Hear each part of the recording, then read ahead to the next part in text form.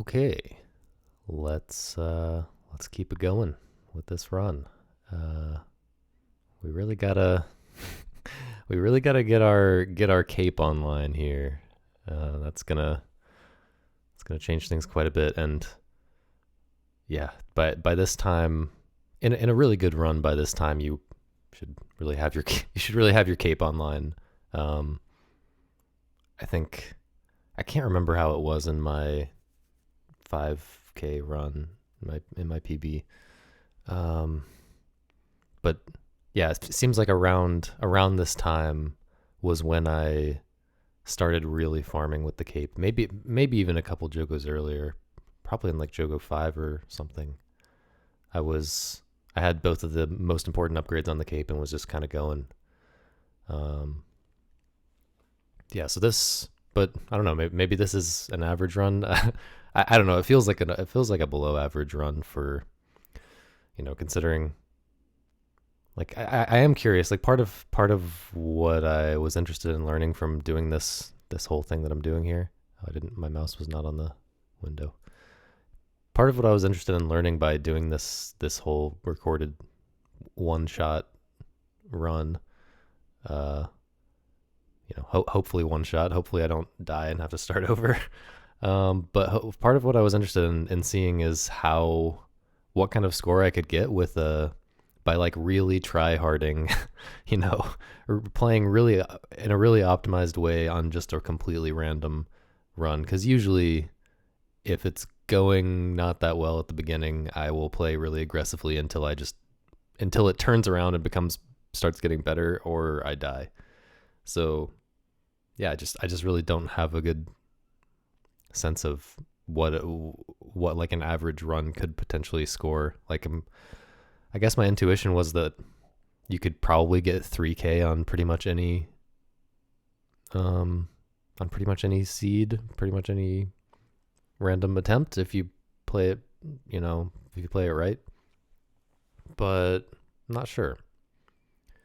Maybe that's too maybe that's too high because this is definitely taking a while to come online. I don't feel like I've been playing particularly badly. Anyway, okay, too much preamble. Let's play the game. Okay, we got the cape first this time. We really do want to grab this book, I think, to get our fifth key so that we can check these walls. Not leave any wall unchecked. Don't I think I guess I would like it if this lizard would step right. If I step right here and then this lizard also steps right, then I think be pretty happy to fire that at him against this pillar. Especially if this other lizard comes behind the pillar, so I can get a through walls hit check.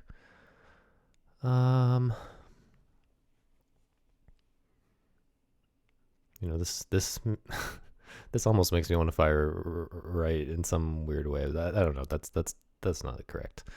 Especially because the key's there. I don't want to grab that. But yeah, I mean, I guess I should use my. I guess what I'm gonna do is step right, and if the lizard is there, I'm gonna fire at him against the pillar. If the shrimp is there, I'm gonna punch, and then I'm gonna like use my. I mean, I want to use my cape. I mean, the fact that it's gonna move the door. I mean, maybe I can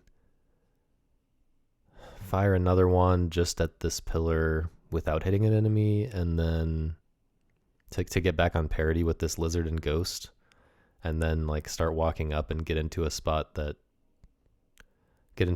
where I am a better spot to move the door to. Although I don't know, this see, this would be an okay spot to move the door in some zone of ones. I would be fine leaving through the bottom middle here.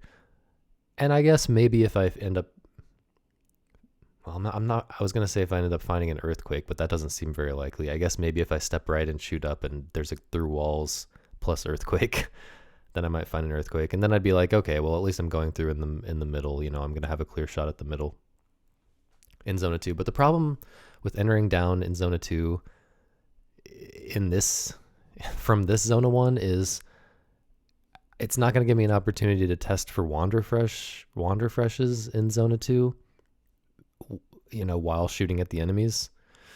And usually that wouldn't be a problem, or often that wouldn't be a problem, because in Zona 1, you're often trying to test for Wander Fresh. Often you get a lot of Wander Fresh tests in Zona 1.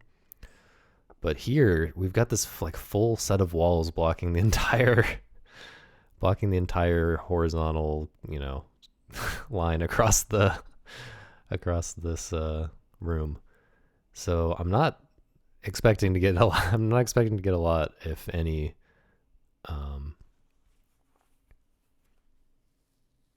Wander Fresh tests in this room. So maybe I want to set myself up to get them next time. I guess another problem is, like, if I'm using this on enemies. Oh wait, do I have the book upgrade? No, I don't have the book. I think the book upgrade is the one that's going to be offered against the key upgrade for the arm. So yeah, I think I might prefer the book upgrade to the potion upgrade. I don't know. It's very hard to weigh those against each other.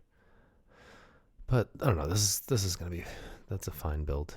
I'm yeah. I already said this last time, but I am surprised already that the potion upgrade came in handy, and I'm curious to see how that continues to go. Well, okay. I think I should go ahead and move before I think more, because I don't think I'm doing anything else here. Like, stepping left here seems silly. Going ahead and like committing to the cape on this lizard and shrimp seems silly. I think I want to step right, so. Okay. Well, I could fire a wand at this shrimp. I'm like, I don't have this room. this room layout with the walls is not set up for me to get a lot of shots directly on enemies. So, if I try to save a wand right now, there's a pretty good chance that I end up just having to shoot at nothing, like shoot at one of these pillars and no enemies anyway. So, like, I guess that's an argument for like punching this shrimp and then going ahead and shooting this at nothing. But it's also, I could go ahead and shoot this at the shrimp. And I mean, I'm kind of committed to using my cape in this room, and like, it's also possible that I get this next and I have to go ahead and use that too, and then use the cape again, or I get the mushrooms next and can go ahead and do more damage. Like, yeah, I'm not too worried about survival in this room, although it would definitely be less good for survival if I got one of these two items. But I don't know. I think I like getting information. I think I want to shoot this at an enemy. This also has the benefit of doing a through walls check, although if I punched and then shot, then I would do a side check on the ghost. But this is hitting a target guaranteed, which is important. I'm having a hard time seeing how this is like really gonna screw me. I mean, the worst case with shooting at a shrimp point blank is typically that it transforms into a chicken. Can transform and dupe be on the same wand? I think they can. So could this give me two chickens maybe? I don't know. I think I'm fine. Like, one of my wands is going to do something, right? Like, if I'm shooting point blank at something here, one of my wands is eventually going to do something, and I got the cape. Also, look, here's the more obvious benefit of moving the door on the cape that I haven't really talked about, because we haven't been in a really defensive position this run yet. Well, we have been in a very defensive position, but not when we had the cape, and not when we had the moved door upgrade. If we end up having to use the cape here, then we've got a door here and we can just leave if we really need to. So we're doing this. Also, I think it's better to shoot this wand in this case. If this doesn't have through walls, then there's no way we get to check it for wand refresh in this room anyway. So I think, you know, maybe there's an argument that I should use this wand or whatever, and or maybe this wand, and like hope to identify something on this wand before I use this wand.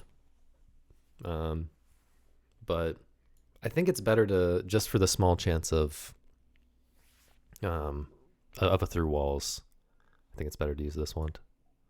Okay, we did get a transform. Okay, but we also got our pillar treasure. Okay, that's interesting. I think I shoot again here, maybe. Although, well, one great benefit of shooting here is that it tests for forget on something that I would be just totally fine forgetting. I really don't care about this this instant at all. Also, yeah, we want to we want to learn some lizard kill. Want to learn about lizard kills. If I punch, another thing is if I punch right now, then I kind of have to punch again, and then I've got a ghost and a lizard on me, and I'm kind of committed to using my cape there, and then there's only one lizard left at that point to like use my other wands on, which is maybe not great. Then I'm maybe like waiting for the frog to shoot at the frog, and if I'm shooting at the frog, there's like no good way to set that up so that I'm hitting the frog and hitting other good checks. So maybe at that point I'm not even thinking about shooting at the frog. I'm thinking about like I just thought of something else. So let me finish my other thought first. I'm thinking about like shooting into this corner and getting buried treasure plus corner treasure, or like shooting this up from here to test for a wand refresh and then buried treasure, and then also hoping for like a corner bounce to test that niche treasure over there. But yeah, the other thing I just thought of is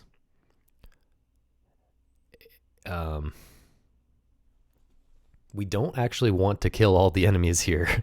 We do, you know, we don't want to get into a situation where we're stuck on this cape and we have to wait for 2 chase frogs to come out to use the cape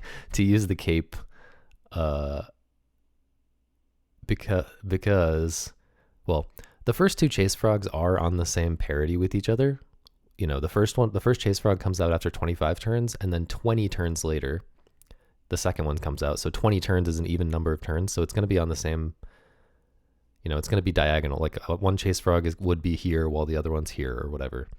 And so that does mean that we don't have to do anything awkward to like get them both to hit us with the cape, you know, to activate the cape. But frogs have 3 health, so like we don't want to be in the position to be doing that and then have to do a grab, you know, and then also have to do something else in the same room. Because I mean, we might actually be able to like, there's so many walls here that we might be able to like guarantee that we can get into a position like here or like we're standing here and a frog's here and a frog's here. Then we punch this one, let's say, punch the one that's here. The cape activates. So now this frog is at 1 health, this frog's at 2 health, and then we like back up to the right. Only one of these 2 frogs can follow us to this position. The other one is going to get like farther away somehow. And so like maybe the one with 1 health follows us to here and we can just punch it, and then we're like still spaced out from the other one and we can, you know, use our arm to grab that like we wanted to or whatever. But also there's still the key is down here. So like we really want to use the cape before chase frogs show up, or worst case scenario, we want to have like the ghost on us walking back and forth waiting for the chase frog here, and then punch the chase frog while when the cape activates, and the cape will kill the ghost, and then we'll be able to punch the frog down. You know, our first punch will do 1 damage to the frog, the cape will do the 2nd damage, and then we'll punch the other one, and we won't take any damage in that case either. So I guess worth thinking about, like, could this kill everything? And the answer is, I maybe it's possible, like if there's mirror kill and go through walls and earthquake or whatever, but like if that happens, I think we're just happy that we got the most insane wand of all time. One thing that is bad about this shot is that, you know, we're not testing for pillar treasure again. Unless we have it through walls, then we're testing for pillar treasure up here. But I think this is just our best option, given everything else. So I'm doing it. Oh, we do have through walls. Okay, so the question is now, do I do another wand or do I punch to set up for, this shot here is definitely a little bit worse now than it was before. It's not testing for poison anymore, but it's also not testing for, oh, was this ghost here, but this lizard was here, right? So this shot that I just did tested for the through walls hit, but it didn't test for a side hit. So this is not testing, compared to this one we just did, this one would not be testing for poison and it wouldn't be testing for a side hit. So that's definitely significantly worse. My brain was just telling me to step right and then fire left at 2 lizards, which would be good if it wouldn't grab that key. I really don't want to grab that key. I don't know. I still kind of want to learn how to kill a lizard. I want to learn that one of these wands has lizard kill on it. Although, if most of the wands get tested for lizard kill, then I can just kind of pray that the one that I didn't test on a lizard in Zona 1 has it in Zona 2. I can just pick the, if I test 4 of my wands on lizards in Zona 1, I can just choose this one to shoot at a lizard in Zona 2, and hopefully it'll work.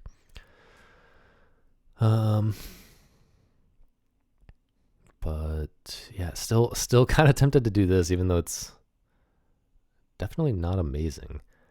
I guess the problem with doing this is, say this kills. I was thinking it'd be a problem for the cape. I was kind of getting my different scenarios mixed up. Yeah. If we get a kill here, then we just cape these 2 guys, and then we're in the clear. And also, if that happens, we will maybe get to shoot at this guy while not taking damage, even though he's like right on top of us. I don't know how exactly the poison timing, where exactly he's going to be when that ticks to 4, ticks to 5 or whatever. But I don't know. I think this is good. We still really want to learn about a break wall or, through walls plus shuffle or whatever. So even though we're probably not getting a pillar treasure test here, I don't know. This still seems like the best option. And I guess the problem is if if this does nothing and then I have to use my cape on the lizards, then what am I doing with the ghost? Maybe shooting left at it, but then this lizard's going to be on top of me. Well, hang on. 1 turn to do that, 2 turns to punch with the cape. This ghost is now here. And this lizard is probably here. Oh no, when I use the cape, this lizard is going to have to step back away. Okay. So this ghost is going to be here and this lizard's going to be back here or something, and I'll just shoot left at the ghost in that case, I think. I think this is good. And I think this is a wand that I'm not very likely to try to self-refresh. I guess this one I won't try to self-refresh. Okay, that's something. And yeah, I think we just use our cape now. Seems obvious. Okay. Yeah, I didn't think about this. We also now kind of have to use our mushrooms, right? I mean, maybe I can wait for the chase frog and use the mushroom on it, but then I might have to walk into this, the chase frog might be stuck at 2 health, and it might even be off parity with me or something. I guess I can save my wands for it. But I don't know, shooting at the chase frog just doesn't seem good. I didn't think about this when I was choosing which wand to use. Why did I use, I don't think I thought about which wand I was using when I used this one, because, now I'm in a situation where I might want to step up and fire a wand right at this lizard point blank while this damage is ticking.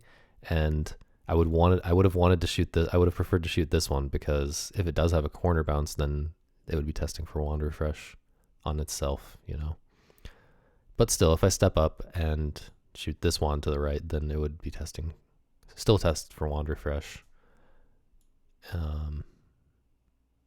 Yeah. And I mean, this obviously does not have corner bounce, so it's actually better that we didn't do that, I guess, maybe. But you know, maybe I'm gonna do this move and shoot this wand to the right, and it does have corner bounce and it does have wand refresh. But like, the optimal play, knowing what we did, you know, we have hindsight now, and that changes everything, obviously. So, I mean, if I'm using my mushrooms right now, if I'm using the mushrooms right now, then I'm not getting to shoot at this lizard at all. I guess I can use the mushrooms after the poison ticks if this one doesn't damage. Yeah, I think I want to go ahead and do this, because I don't want to get into a situation where I've got a frog on me. And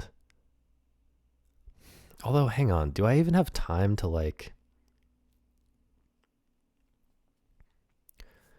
if I am killing this guy right now, and then I am say I kill this guy right now, and then try to grab the book, which, by the way, grabbing that book might take a few additional turns if I have to like refresh something.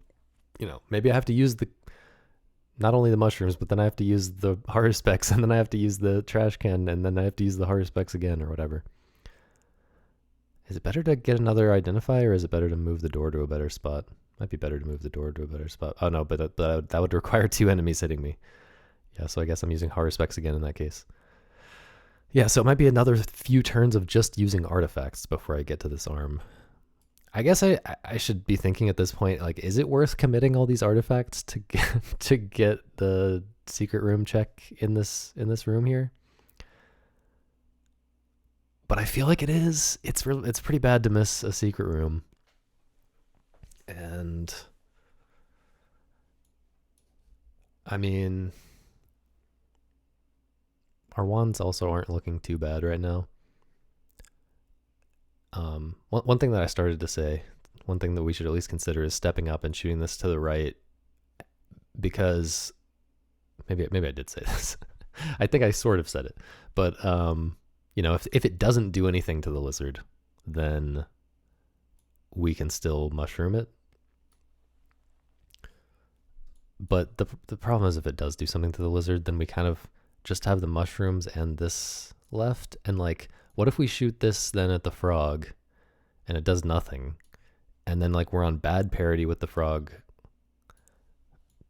We're not on good parity to use the mushrooms and punch twice. Then we're taking 2 damage if we want. Like, that's just so bad. I think we have to do this if we want our key, which we really do. But then, okay, what am I doing?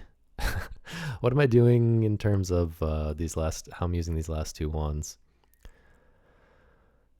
I think for this one, the standing here to potentially get this as well, the possibility of this going around and getting this as well kind of pushes it over to being better than shooting at a pillar here. Okay, how many turns has it been now? One. I think I've only stepped once. I've punched a few times. I don't know. Punched at least twice, right? Maybe just once, actually. Okay, maybe I've stepped once, punched once, and then 3 wands. And this one did not pass a turn. This interacts with the chase frog timer in kind of maybe surprising ways. I mean, it makes sense, but like, if there are other enemies on screen and you use a wand that has instant, then the instant will activate and those enemies will not move, and it will also not affect the chase frog timer. Pretty sure. Yeah, I'm certain about that. So, like, you can use if you have an instant wand with wand refresh on it, you can use it over and over again, and the chase frog will not come any closer to coming out. But if you use this wand when there's no enemies on screen, then instant will not activate. So the chase frog will come just as soon as he was going to before. This just doesn't do anything if there's no enemies on screen.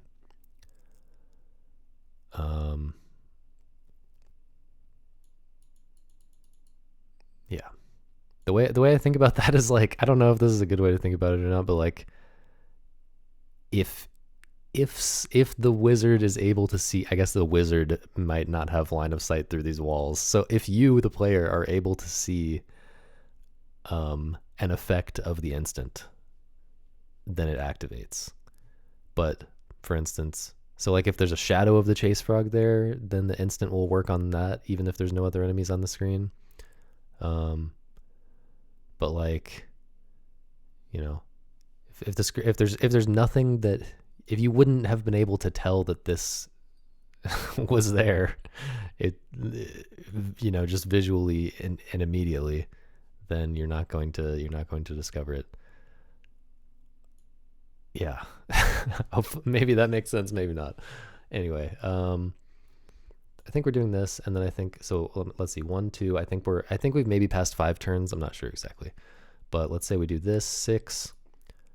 Let's say we get the arm next and use it. So 7, we're going to step here, 8, 9 to check this wall.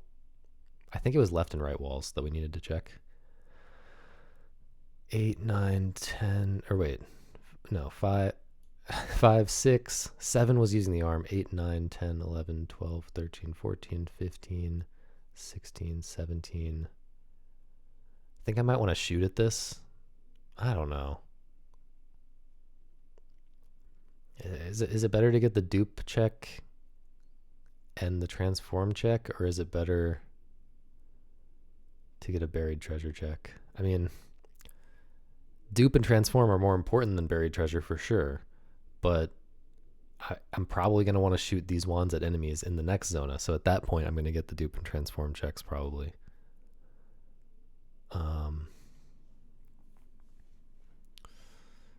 Yeah. Don't know. I think I typically would go for the buried treasure in this case. If I'm not hitting an enemy, I would typically go for the buried treasure. Maybe someone can make an argument that is not what I should be thinking, but yeah, I think it's better to get the buried treasure test out of the way when you know you're not shooting at an enemy anyway.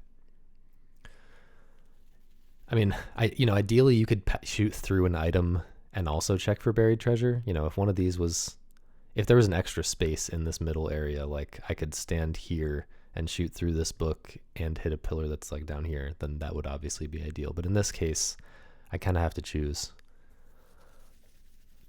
So anyway, okay, so I don't know. It feels like we have plenty of time. Maybe we end up taking 1 hit from the chase frog or something. I don't know. But I think we're doing this, and then hoping we get the arm next. Okay, we got the arm next. That's great. Oh, we're also learning something here, which might change might change what we're doing. No, that did not change anything. Oh yeah, I didn't think about this, but it is good that we check this for Dorado right there by letting the lizard die to the poison. Yeah, I did not think about that. Also, this has not been checked for Dorado. Could have it. We just hit that lizard, right? Yeah, we just hit that lizard with it, and it's a poisoned lizard. So there's going to be a poisoned lizard in this spot in the next room, probably. Okay.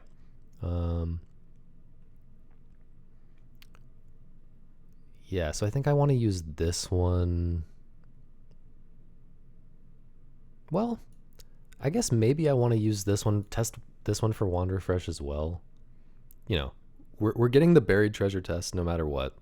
Whether, I'm just thinking, do I want to shoot this one up at this spot to test for Wand Refresh, or do I want to shoot it down here to test for Niche Treasure? And I think Wand Refresh is better. Oh yeah, another reason I was last episode I talked a little bit about how I think Wand Refresh is good to test for even when you don't have stuff to refresh. Here by the way, we do have something to refresh, so that makes it better, even better to test for Wand Refresh. But like another reason to test for Wand Refresh versus like Niche Treasure or whatever is that Wand Refresh is just more common. It's I believe it's quite a bit more common. Just chance to appear on any wand, much more common than Niche Treasure or Pillar Treasure. So yeah, I mean this has the benefit of checking for a break wall though, and also like if it has a through wall, it could maybe get a double Niche Treasure. But the benefit of this is that if it has corner bounce, it gets a lot of extra checks. We can pick up this book first, so that then this would be testing this for dupe and transform and all these other things that happen when it hits any target, like shuffle and time warp. Although I'm not sure if you can have 2 time warps. You might only be able to have 1 time warp on a full set of wands. I'm having trouble thinking of a time when I had 2 time warps. But it might just be really rare. Like having 2 Dorados is possible, but it's pretty rare. Anyway, I don't know. Yeah, this it feels better to shoot this up to test for Wand Refresh than to shoot this down and test for Niche Treasure plus Wall Break. But it feels very close to me. I guess we don't need a wall break right now. If we don't discover the secret room, by the time we get over here, then I think I'm going to shoot up. If we do discover the secret room, then I'll consider again shooting down, because the wall break becomes much more valuable once we've been to the secret room and we're back at 0 keys. Okay. Okay, so maybe I'll shoot this down and try and hope for a I don't know. Like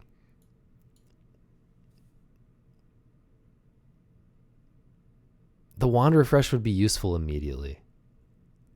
Right? The Wand Refresh gives us more value immediately, and I can always test this. The break wall doesn't give us value right here, so maybe I can just test the break wall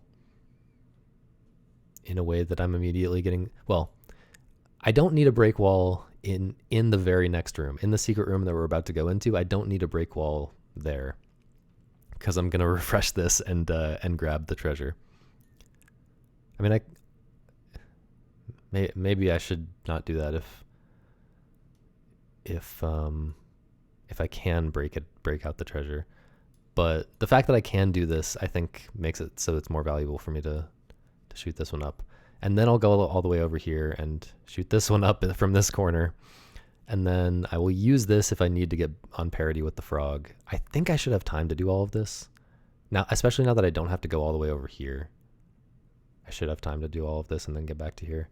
But yeah, if I need to fix my parity with the frog, I will use this to refresh the arm. And if not, I will keep things how they are. So yeah, I think this is all good. I want to pick up this book though, so that if this bounces all the way around, it has a chance to dupe the chest. Ooh, okay, there was a Dorado there. I was going to test that in the next room anyway, so I kind of wish it had identified this other ability, because this could still be something that does damage. I guess this theoretically could be something that can trigger Dorado as well. It's not going to be something that directly does damage because it's after the time warp, but it could be like a right wall, charge attack, whatever. Okay, don't need to check this spot. We found the door, but yeah, I think I want to do this next. I guess this is going to explode me if I'm standing here, so maybe... I think since I have plenty of time, I should go ahead and step down and not get exploded. I'd rather be at 4 health than 3 health right now, although I do have a heal. But I'm probably not going to be able to use it in the next zona. I think I should step down. Okay. That's incredibly lame. Okay. Yeah, also, if that had exploded me and then this also exploded me, like, that would have been so tragic. Okay, interesting. Um, so I think I want to, well, this is just so sad. Because this wand could have a forget on it, right? And if this wand has a forget on it, so what I really want to do is punch the shrimp, step right, use this, which immediately is going to spawn another shrimp, and then I can get a free treasure here because I refreshed this wand and it has an X on it. But if this has a forget on it, then I'd be forgetting my Dorado, and that's just the end of the world right there. I mean, that's just so bad.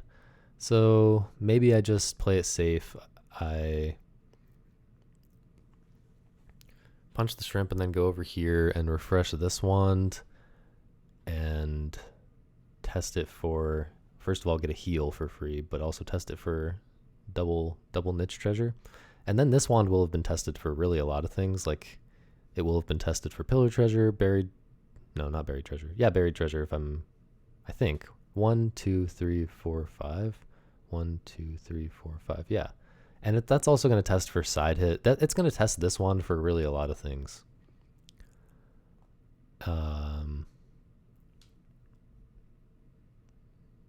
Yeah, that seems good. Oh wait, I didn't count the turn of punching the other of punching the shrimp that I'm going to spawn.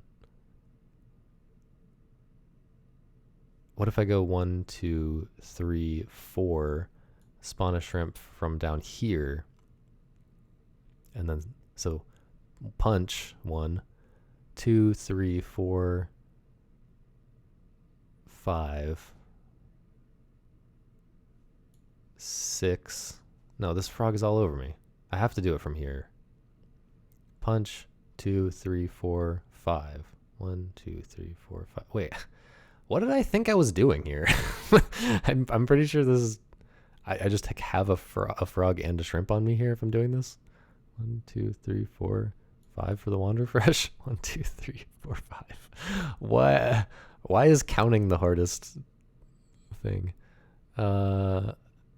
Okay, so I don't want to do that. I mean, maybe I just risk the forget. I mean, this wand is like kind of okay even without. It's not really. I mean, a time warp by itself is just not great. Maybe I can. Maybe I want to test this here for a through walls plus refresh. 1, 2, 3, 4. 1, 2, 3, 4. Hang on. 1, 2, 3, 4. And then I use this. 1, 2, 3, 4. And then I use this. Okay. So then, yeah, I would have to get out at that point, but it would be fine. I mean, there's going to be a shrimp and a frog on me. I feel like I'm taking a damage no matter what I do here.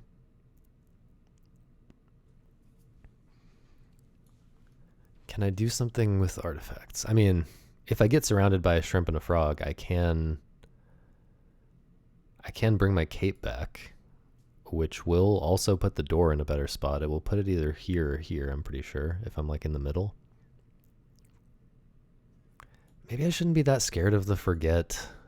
It just feels so bad. Just for one treasure, just for one extra treasure, I'm risking forgetting Dorado, which is going to probably give me several treasures throughout the rest of the run, and those treasures are more valuable than they would normally be because I can maybe transform them into better treasures and also get damage when I do that.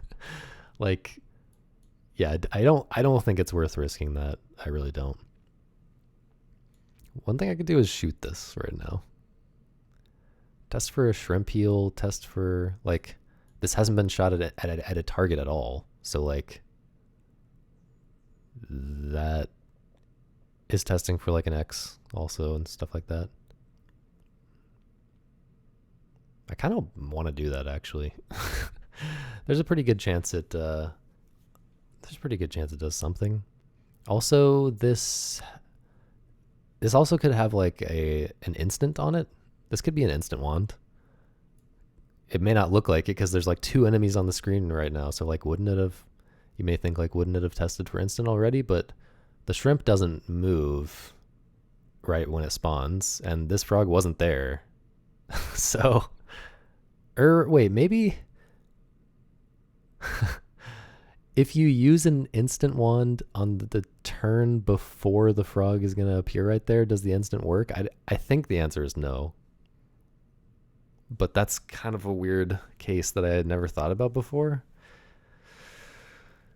Anyway, feels very tempting to use this right now. I think I'm gonna do it just because I don't know what else to do with this wand. Everything seems kind of bad with this wand, so I'm doing this. Okay, that's cool. And we learned. We got to learn something. I was thinking like sometimes when I have an idea like that, like, oh, I wonder if the instant, would have appeared in this case if it was there. Usually often when I have a thought like that, I'm like, okay, well, let me like try to remember that in the future and like, maybe try to set it up somehow if I get into another situation. But this seemed like a situation where like, I don't know, I don't always count where the frog is coming from. So it would be hard to like set this up again in such a way that it would have I would have been able to figure that out, test that easily. But it did happen to have an instant on it, which was very lucky because we just learned for sure that it does work that way. Okay. Unfortunately, we didn't learn the ability that's in this slot. It would have been nice to learn this ability because we could then stand here and test for forget and confirm that there's no forget on this before we step right and refresh that. But we did learn two things about this wand here. So the chances of a forget now on this, of a forget being here now, are pretty low. Certainly much lower than they were before we did that cast. I think at this point, maybe the expected value for the full Jogo from this wand is higher if we go ahead and get this one treasure here. I'm not sure though. One treasure is not that much, but also like it's unlikely that this has another spell other than X that is going to deal a lot of damage. Well, I don't know. It might, because it could also have the charge attack there. I don't know. We don't have a way of testing. We don't have any other way of learning more about this wand. I think at this point it makes sense to risk the forget on the Dorado. What else could still be, like how many other things could still be on this wand, right? Like a left wall effect, a right wall effect, a down effect, bottom effect, heal.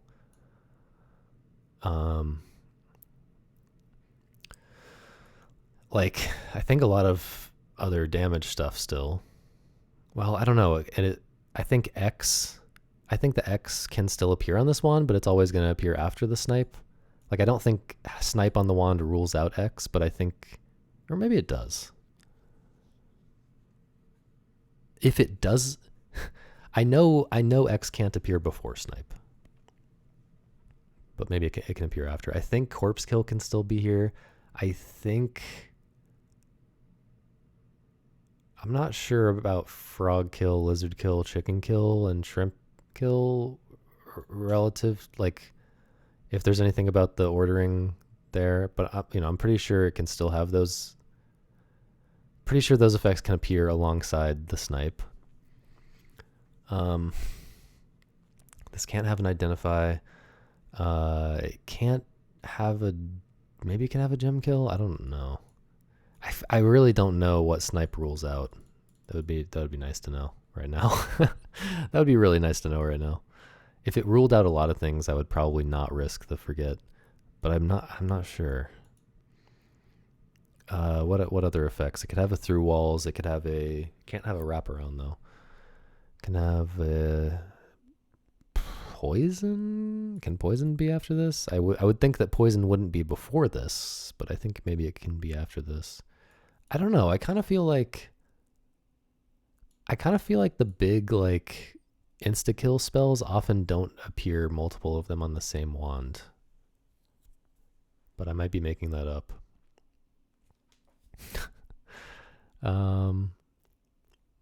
What else? Could this have a time warp? I'm curious if time. Well, I think I convinced myself that only one time warp can appear on a full set of wands, but I'm not really sure about that. This cannot have explode. This cannot have teleport. I don't know. I think a lot of things are ruled out, and like maybe I'll have to pay attention to what does end up being here, because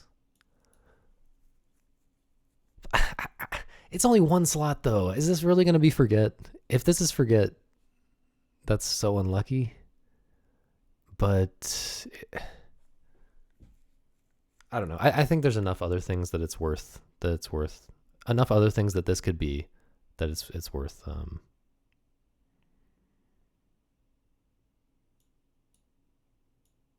taking the risk. Also, can I maybe hit the frog with this wand as well? Let's see. 1, not 2, because this is instant. So 1, 2, no. I'm not going to use this one yet. I'm going to step right again. 2, 3. 1, 2, 3. I think the frog is guaranteed there. Shrimp is guaranteed here. Okay. So then I think if I step up from there, then the shrimp is guaranteed on me here. I know that, but I think then the frog is guaranteed there. I don't think that's true, actually. Because the frog's path to me this way. Or no.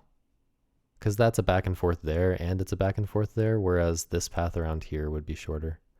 So I think, yeah, the frog guaranteed goes there. I'm doing this. If this is a forget, I'm going to scream.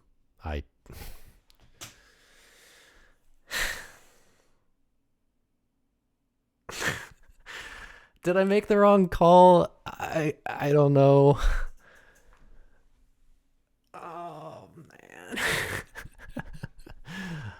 I'm not actually going to scream, but come on, bro. Well, now we know everything about this one. That's cool, I guess.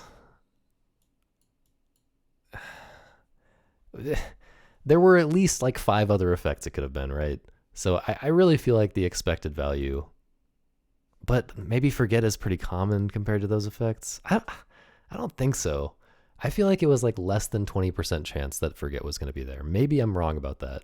I wanna really fact check this after I finish this, and figure out what the like get a really good estimate for what the percent chance was that this was going to be here, and see if I was wrong to do this.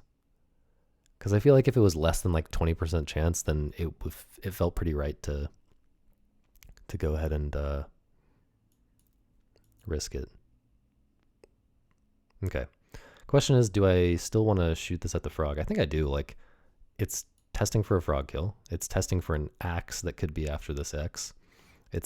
Wait, no, because that would have, well, yeah, I mean, it would have activated on the lizard, but now we've forgotten a slot, so now that could be an X. It's testing for a corpse kill, or wait, there was already a corpse there? No, there wasn't when we used this before. And again, we have a new slot that has been forgotten. Also, this can't be certain treasure things. I think this can't be niche treasure or buried treasure, maybe, or maybe just niche treasure. I don't know. But yeah, test for like hitting the second enemy.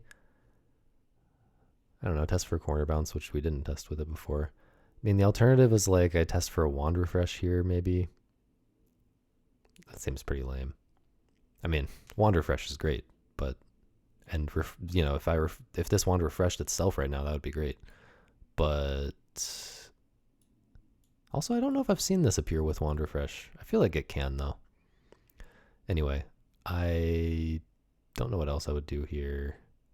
I mean, 1, 2 punch. Maybe I could like just shoot this at the middle and test for buried treasure. Maybe I do want to do that actually. Well, I mean, the chances of something treasure related are low, right? Because nothing treasure related can be in the slot, in this slot or this slot. These two slots can't have something treasure related because Dorado was in this slot. And these two spells are the same same as they've been before. We just don't know what they are yet. So a treasure ability could have replaced the Dorado, but that's pretty low. Pretty pretty unlikely. Um Also, this wand could have a forget on it, and if I'm standing here, I'm forgetting my pillar treasure. Really, game's really killing me right now. I mean, just this one thing is really killing me. Yeah, so I think I want to do what I really. You went that way. Okay, sure. Well, in that case, I think I might want to shoot this through the middle from here or something. I mean, I think I want to step down from here and then step right. I think I want to step right again.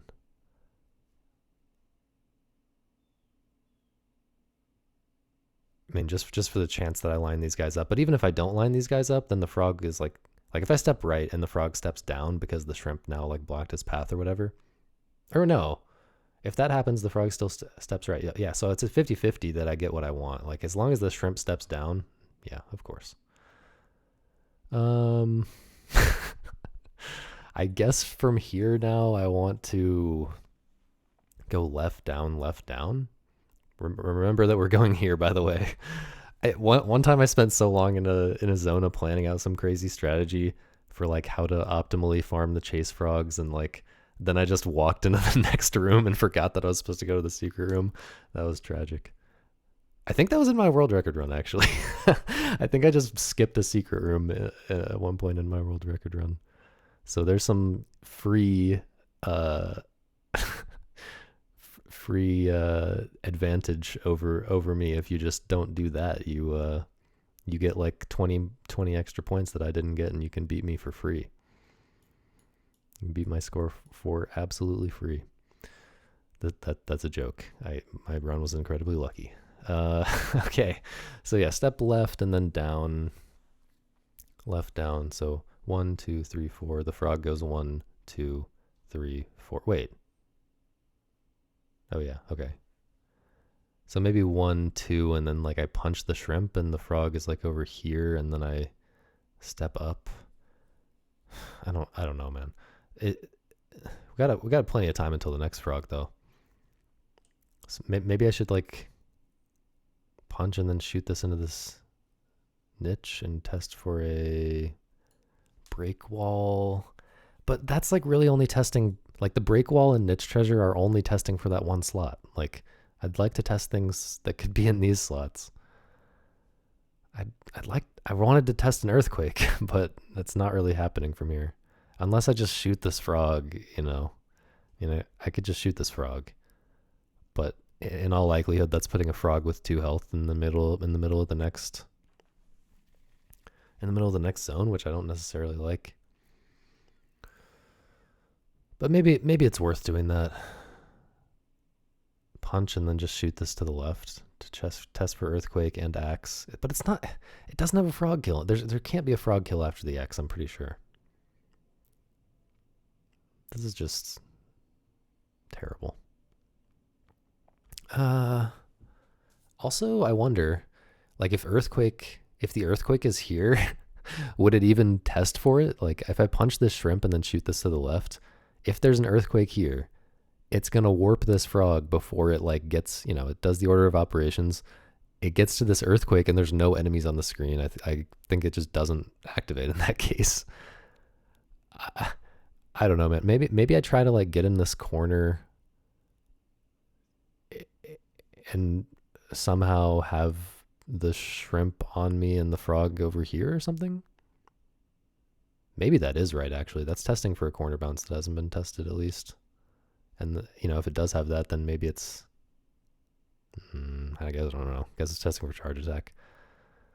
I don't know. What's it look like if the shrimp is on me first? Like 1, 2, 3, 4, 5, 6. 1, 2, 3, 4, 5, 6. I don't know. There's a chance that we get like shrimp and then frog. 1, 2, 3, 4, 5, and the frog would be on a corpse as well, which is something. Although no, I don't think corpse kill can appear there. I don't know. I'm just out of here, dude. Like I don't like what's going on here. I got the frog on me. I think I'm just gonna leave. Like am I even testing this? Do I even want to shoot this wand at this point? I really don't think so. I mean, I guess this isn't bad. Test for a side hit. Test for a forget on the poison, which I don't care too much about. Test for a wander fresh in that one spot. Maybe I'm doing this.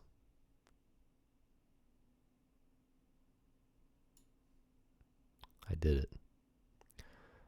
Okay, I mean, we replaced that with a poison. Okay, so now we have fewer possibilities to test for these last two slots because we learned about the slot that was replaced. So that's nice.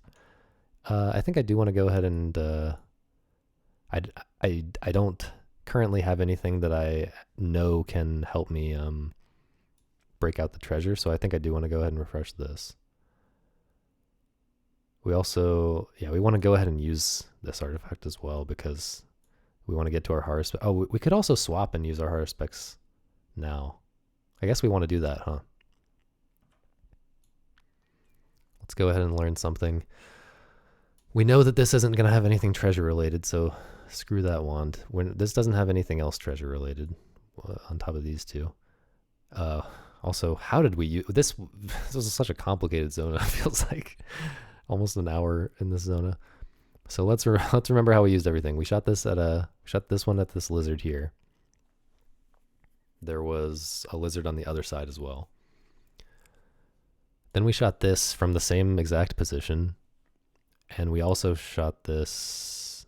Did we refresh this wand?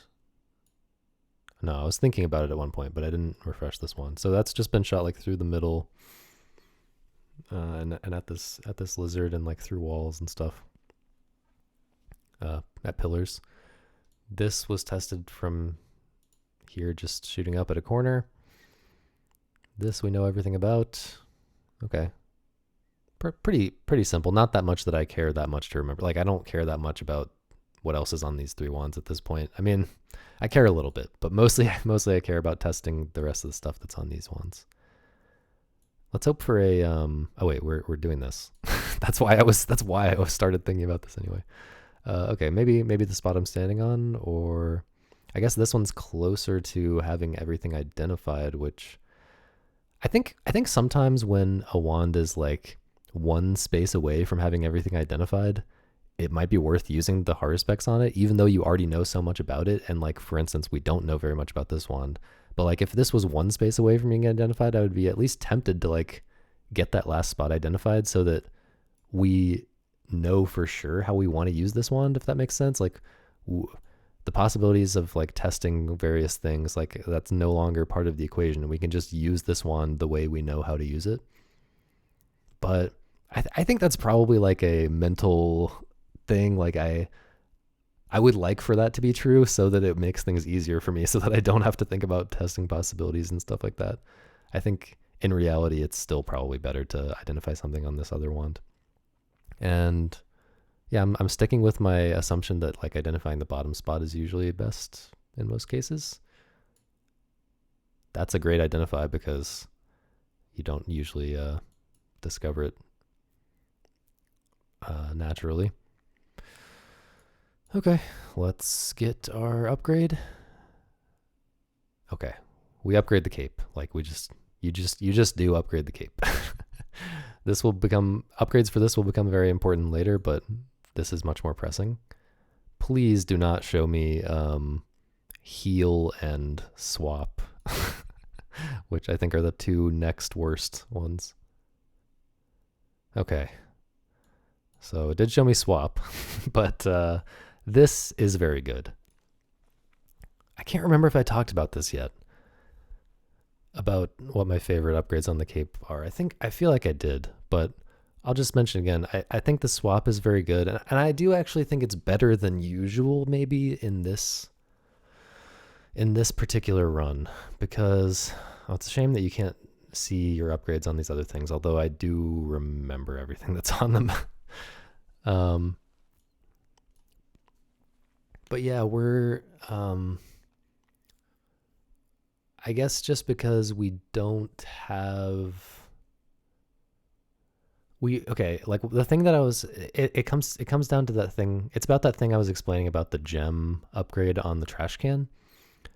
If you have certain types of builds, which I've explained in detail in a previous episode, if you have a certain type of build, you can get the gem upgrade and you can guaranteed refresh the cape indirectly with using the trash can. You can use the trash can on a different artifact and have it guaranteed that the other artifact that it recharges is the cape, which is good because if you directly refresh the cape and indirectly with the gem refresh something else, you might not be able to get back to that other thing if you don't have the swap upgrade on the cape. So that extra recharge might have been wasted in that case.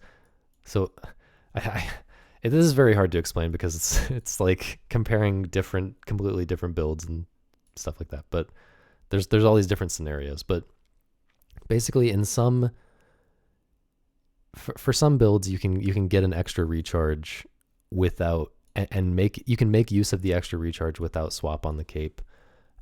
Although I guess with swap on the cape, yeah, I guess what I'm saying is for this build that we have right here, swap on the cape is useful because we can get the gem upgrade on the trash can, refresh the cape, which is usually what we want to do, and also refresh something else, and then we can just swap to that something else with the cape. We don't have to figure out how to use up our cape, which is a challenge sometimes, to figure out a good way to use it up without giving up a lot of score. So yeah, this is better than usual, but I don't really consider it a top tier artifact for the cape. I'm pretty convinced that this is not part of a kind of 5K capable run, for instance. I think a 5K capable run you really want this, and you really want the charge attack in addition to the two absolutely obviously essential cape upgrades, which hopefully will be the last two that were offered. If they're offered against each other, there's now a 1 in 3 chance at this point that those two are going to be offered against each other, and we will have a very weak run. Like definitely that will be a bottom 10th percentile scoring run at that point. Like, I mean, it's bottom 1/7 because there's a 1 in 7 chance for any given run. There's a 1 in 7 chance that those two upgrades are going to be offered against each other. But we've also been pretty unlucky with this start in general, I think. Like, this feels like a pretty unlucky run already in other ways as well. So I feel like if those two upgrades are offered against each other, that's like cementing this run as a bottom 10th percentile run, if not even worse than that. Which would be interesting. It would be interesting to play through a full run actually and see what kind of score I can get on like a truly unlucky run. If I try hard a full run like that. Anyway, yeah, I think despite the fact that this is better than usual for this build that we've got going, I think this is just so much better. Like, what makes this great, I think this is maybe even better than the charge attack upgrade, especially if you are getting. This is another thing that, like, the closer you're getting to the score, the closer you're getting to the treasure cap, the more often you are getting close to the treasure caps, the better this is relative to the charge attack upgrade on the cape. Because the charge attack upgrade is giving you an extra treasure, you know, very it's increasing your expected treasure count per cape use by close to 1. But this is increasing your expected number of dupes and transforms. This is going to recharge a random wand, and you can intentionally use the wand. You can intentionally use the wand that you want refreshed and no other wands, and then start using the cape, and it will guaranteed refresh that one wand unless there's like a supercharge ring on one of the other wands. But in a lot of cases, you can like guaranteed send this charge into the wand that you want. And like sometimes you get a supercharge ring with a dupe on it, and you're just saving up a million dupes for free, and then you like dupe a bunch of chests or keys. So this is just crazy good, I think. It's also really interesting to play with, so I don't think I'm going to turn this down here. Also, yeah, like this solves a lot of problems for you. It like simplifies your artifact usage in a lot of ways. This kind of sort of creates more problems in a way.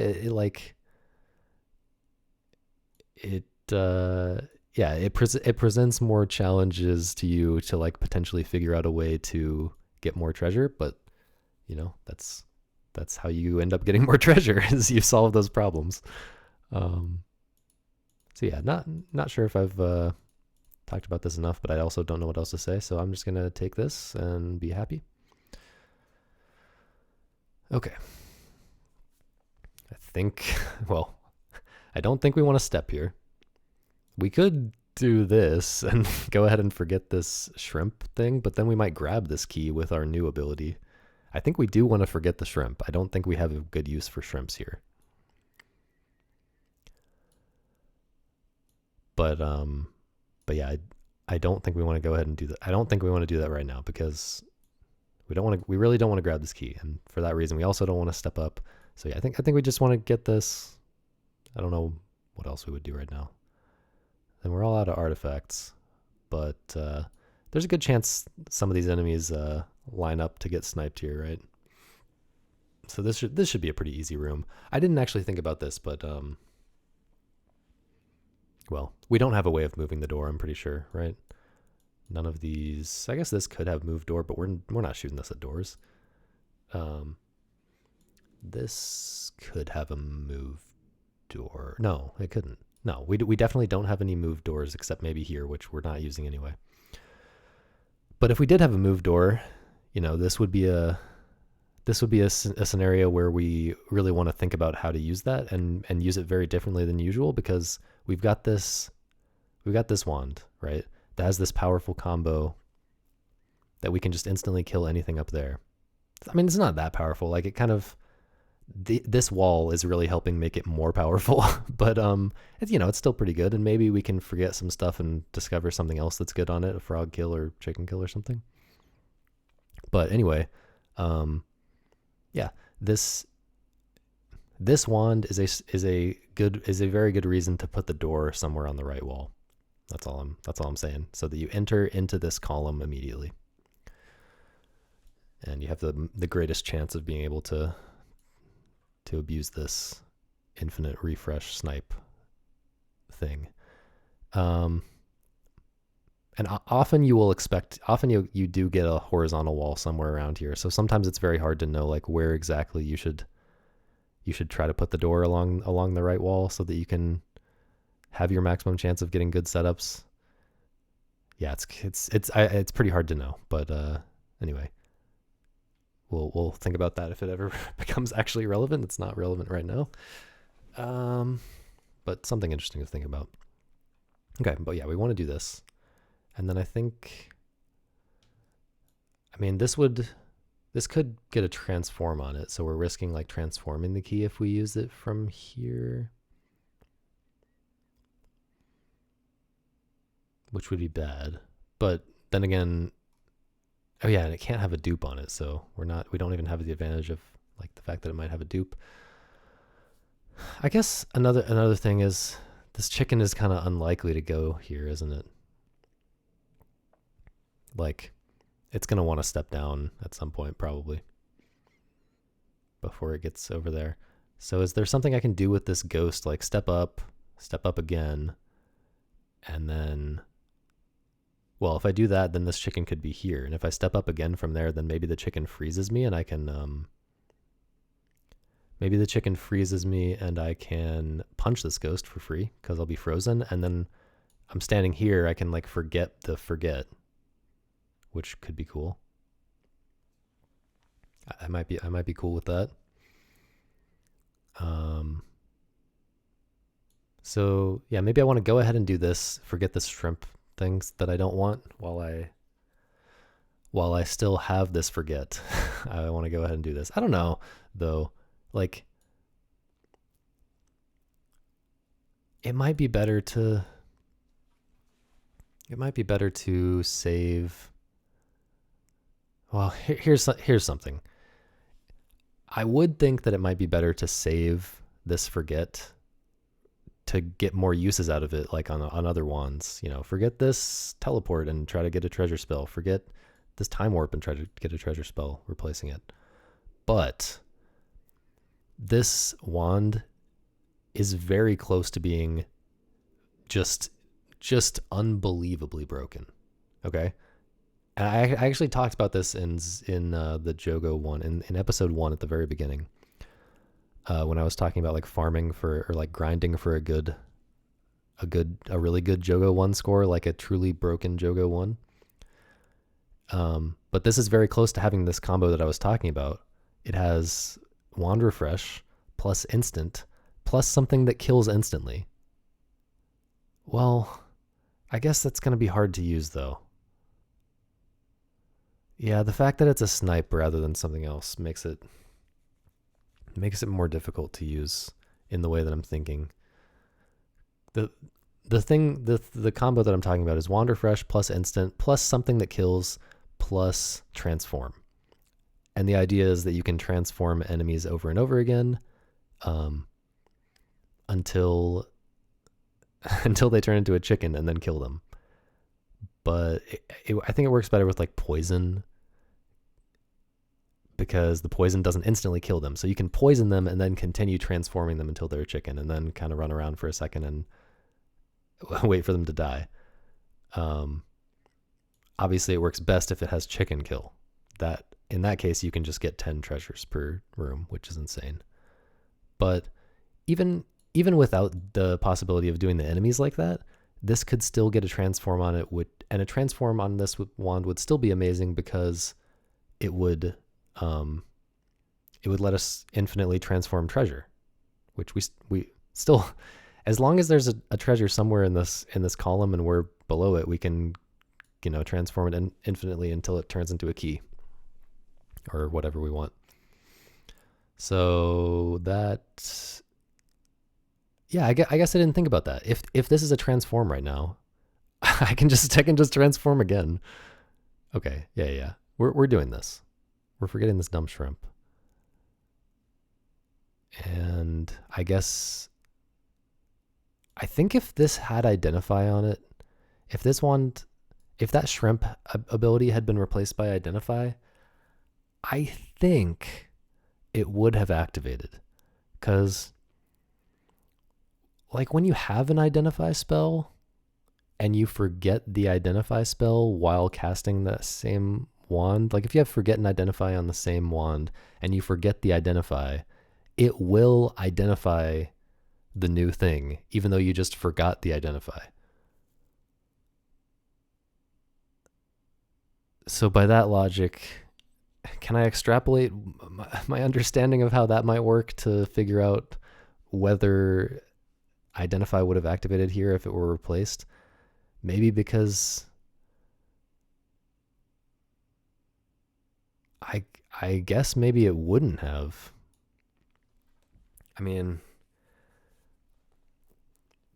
yeah, maybe it just like looks at, I mean, like an old Identify.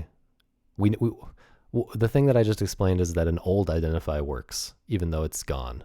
So maybe a new one doesn't work. Maybe it checks for Identify it checks to see if it should try to identify before it does the forget, but then activates the identify after. I don't know. I'm gonna just shoot this and see if it can be an identify. Okay, we don't know. But yeah, I think I want to go ahead and forget the forget as well. Give myself another chance of getting a transform here, and also because I like this. I like this move of potentially letting the chicken freeze me. I guess it's not a super high chance that he does that though. It's 50-50, I think. But if he does freeze me, that's really good. I can probably like walk around for a second and maybe get him into a position where I can snipe him without losing my charge. How am I killing these enemies if I'm not sniping them? I'd maybe like to try to kill an enemy against this pillar. Like maybe this frog gets killed against this, or gets like transformed against this pillar or something. That's not doing damage to anyone though.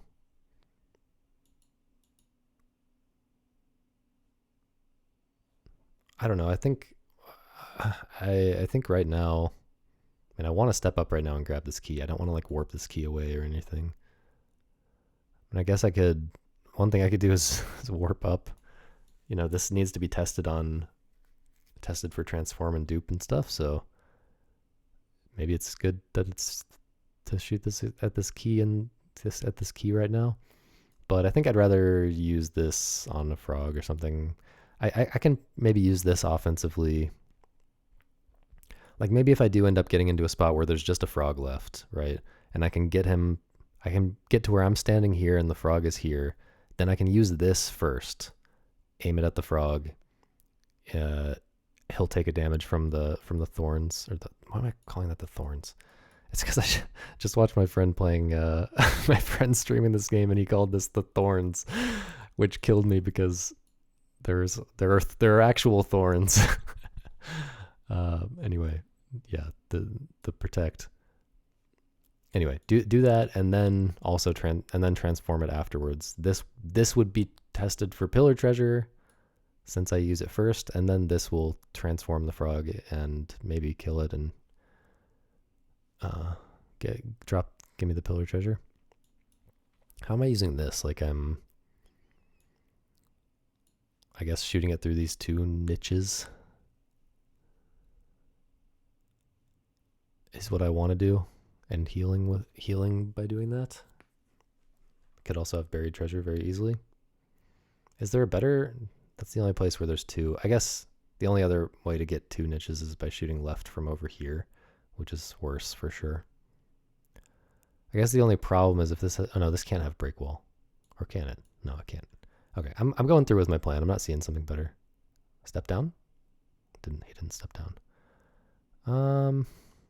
I guess now the chicken could step left if the ghost steps right. 50-50 that this chicken steps left and I get to kill him. Okay, great. Sarcastic, great.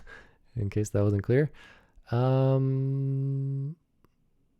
think I want to do this and then do some dancing around. Like I can dance around with this ghost on me. Maybe get the chicken into a position where I can snipe him as well. So I think I want to go ahead and do this. Okay. Could be a transform still, by the way. Okay, pretty low chance now that this chicken does what I want, but maybe I snipe the ghost at least. Yeah. I'm not really thinking at this point, but maybe I want to go ahead and do this actually. This is a lot of tests, right? This is a lot of tests, and I don't know though. It's 0 treasure tests, and there's still a lot of treasure stuff to test on this wand. I mean, let's say I do this. We kind of know what's happening if I do this. So then let's say I step up. And the chicken, I mean, if the chicken steps up, then I can step down and maybe get hit by a lizard, but, you know, good chance I get to snipe the chicken like I want to. I guess, should I be thinking about just using this some other way? I'm probably at this point, the more dancing around I do, the less likely it is that I am going to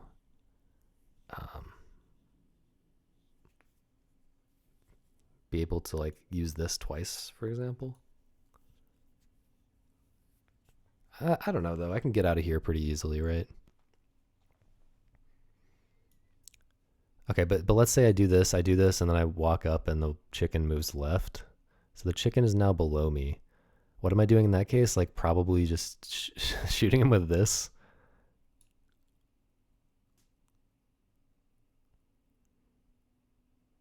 And then I'm like in a really awkward situation, I think.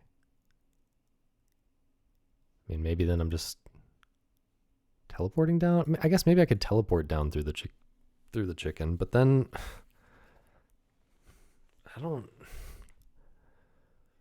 I could teleport down through the chicken. Like the advantage to that is I'm getting a niche treasure test with this wand. But I can teleport down through the chicken and then like shoot this up. Well, he's gonna freeze me then. So then I have to. Well, I can shoot this. Oh yeah, that's actually good. I can shoot the. So if the chicken's here, I'm here. I teleport through him, so I'm down here, and then he freezes me. Then I just do this to get unfrozen without making anyone move. Step up, and the chicken is still on parity with me. So then I can step down and then maybe warp multiple enemies at the same time with this. You know, warp the chicken and. Although, am I worried about the next Zona 2? I guess we still haven't done Zona 2, so like this is kind of a valuable thing to do right now. Like get a lot of offense information from this. Like there's gonna be a bunch of lizards in the next room, and like since my other option involves potentially like warping a million additional enemies into the next room, maybe I don't want to do that. Even though they're going to be poisoned, maybe it's fine if they're going to be poisoned. And like, I'm going to be at full health. This just feels great. I mean, this hasn't been shot at an enemy yet, which makes it especially feel great. That's just so many tests, but it's no treasure tests. But like, if I start picking up some books, you know, I might pick up some books even in this zona. If I start picking up some books, then maybe a book will identify something treasure related if I use this in a way that just maximizes the number of tests. Then there are fewer non-treasure related things for a book to potentially identify. Also, like this could still have Dorado on it. We're guaranteed testing Dorado by letting this ghost hit us.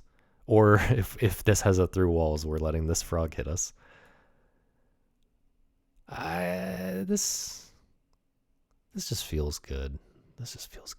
But then what's happening after that? Because like I don't really want to step up and potentially be surrounded by frog and chicken. I don't really know what happens after that. I guess maybe I warp stuff after all. Maybe I warp this chicken and like hit this frog to the side or something. And then try to end up sniping the frog. I didn't really expect to be able to get the chicken to drop its treasure over here, so I hadn't really thought about it, but maybe it is possible actually. Like, what if I do this? The frog is here. Punch the chicken twice. Go ahead and take 2 damage. But then the frog is here and I can kill this frog instantly and then just walk the chicken over. So I'm taking 2 damage, but I'm getting the chicken over here to die so that I can... Well, that's actually not even true. I don't get the chicken over there for free. I get the chicken over here, but I have to like use this wand in a bad way to avoid getting frozen in a spot that I don't want to get frozen. Eh.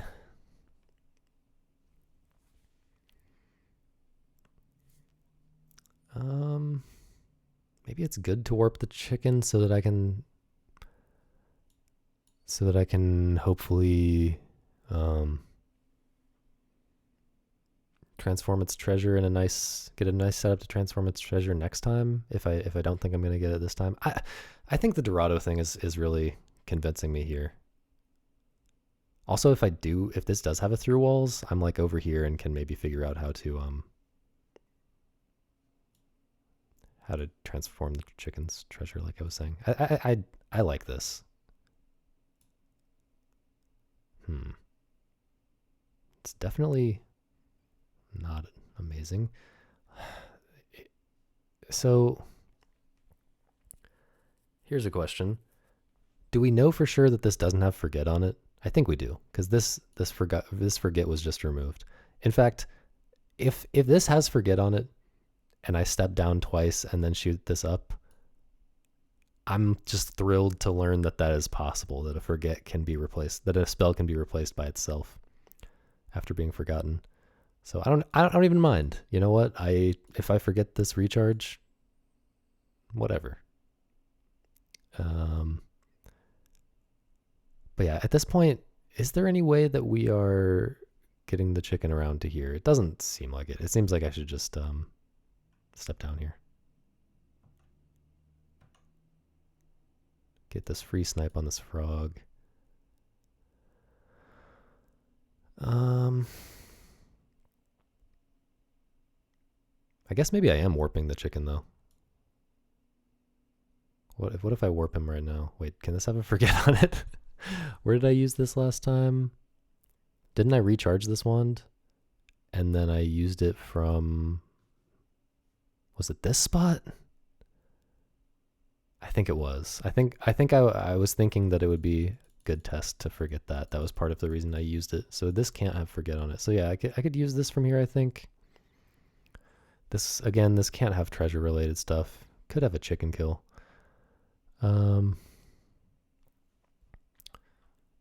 Yeah, and then I feel like the lizard parody is not working out nicely there. Hang on. 1 lizard is here at 4. I step up. Yeah, it doesn't work out nicely. I think I want to punch the chicken once just to fix my parity with the lizard maybe. Also, we're going to get a frog on us pretty soon. I mean, I did a decent amount of dancing around and then like walked back down into this corner. So the question is, should I plan to poison this frog from up here? Then I won't get the possibility of 2 niche treasures from over here, but I will get to test this on a frog. This hasn't been shot at a frog, right? Yeah, this hasn't been shot at a frog. And it also hasn't been tested for the snipe. So that's potentially pretty good. It's still testing for, although I don't know, I wanted to test for buried treasure also. So maybe I'm trying to do this from up here to get both of these niches and also hit the frog to the side when the frog is coming out. And then I'll maybe transform the frog. Like if I transform the frog into a chicken here, then I can like run it back around to up here and then like kill it while refreshing this one to get another pillar treasure. That seems good. Also, there's maybe a case to be made here, which someone was actually talking about in the Bro Games Discord the other day. There's maybe a case to be made here that instead of like if I have to choose between like getting an extra treasure from a pillar or transforming something, that it's better to do the transform. Like let's say there's like a book or a potion on the ground. It's probably better to transform that because that can turn into a key. The fact that it can turn into a key and the fact that it can't be a book, it can't turn into a book because it's already a book. Let's say that makes that a lot more valuable than an additional treasure. Even though the additional treasure is going to give you +1 score maybe, or maybe even +5 score. Well, the transform could also give you +5 score. So you're basically expecting +1 score from getting an additional treasure, but yeah, you're potentially getting a key from the transform, which makes it better. I think if it's going to be a book or a if it's a book or a potion on the floor, I think you transform it instead of going for a single treasure. So yeah, maybe we get into a situation here where we get another chicken and bring it all the way back up here, and then it drops its treasure here, and we just transform it instead of using the pillar treasure. Okay, pretty complicated plan, but I think it makes sense. I think that is how I want to use this one. Not sure how I plan to get these treasures if we get 2 treasures in these 2 spots. Maybe just warping. Oh wait, we're warping right now, right?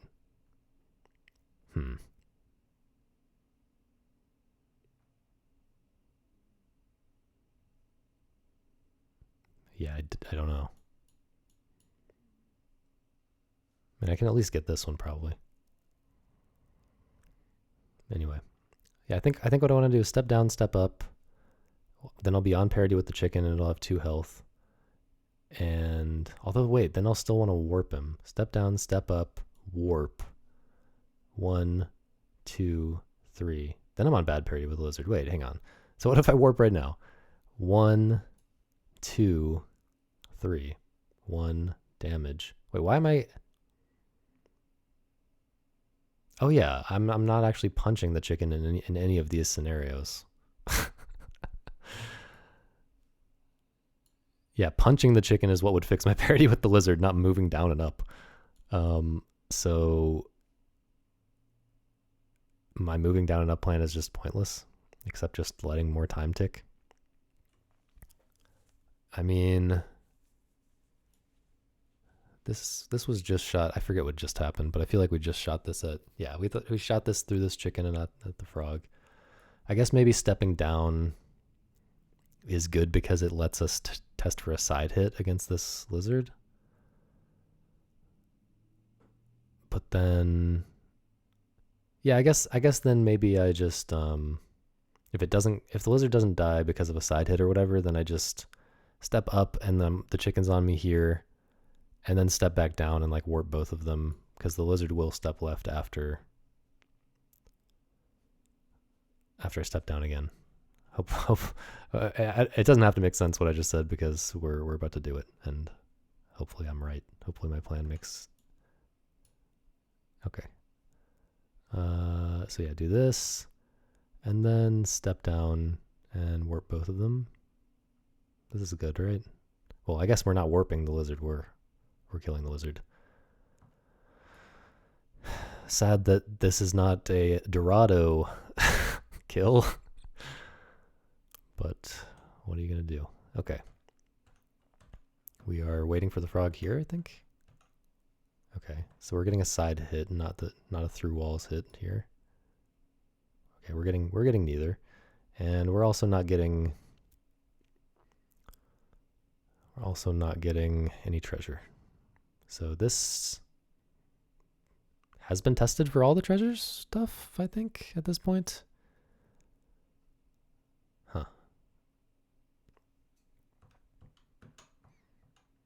I think this is what we want to do. This, you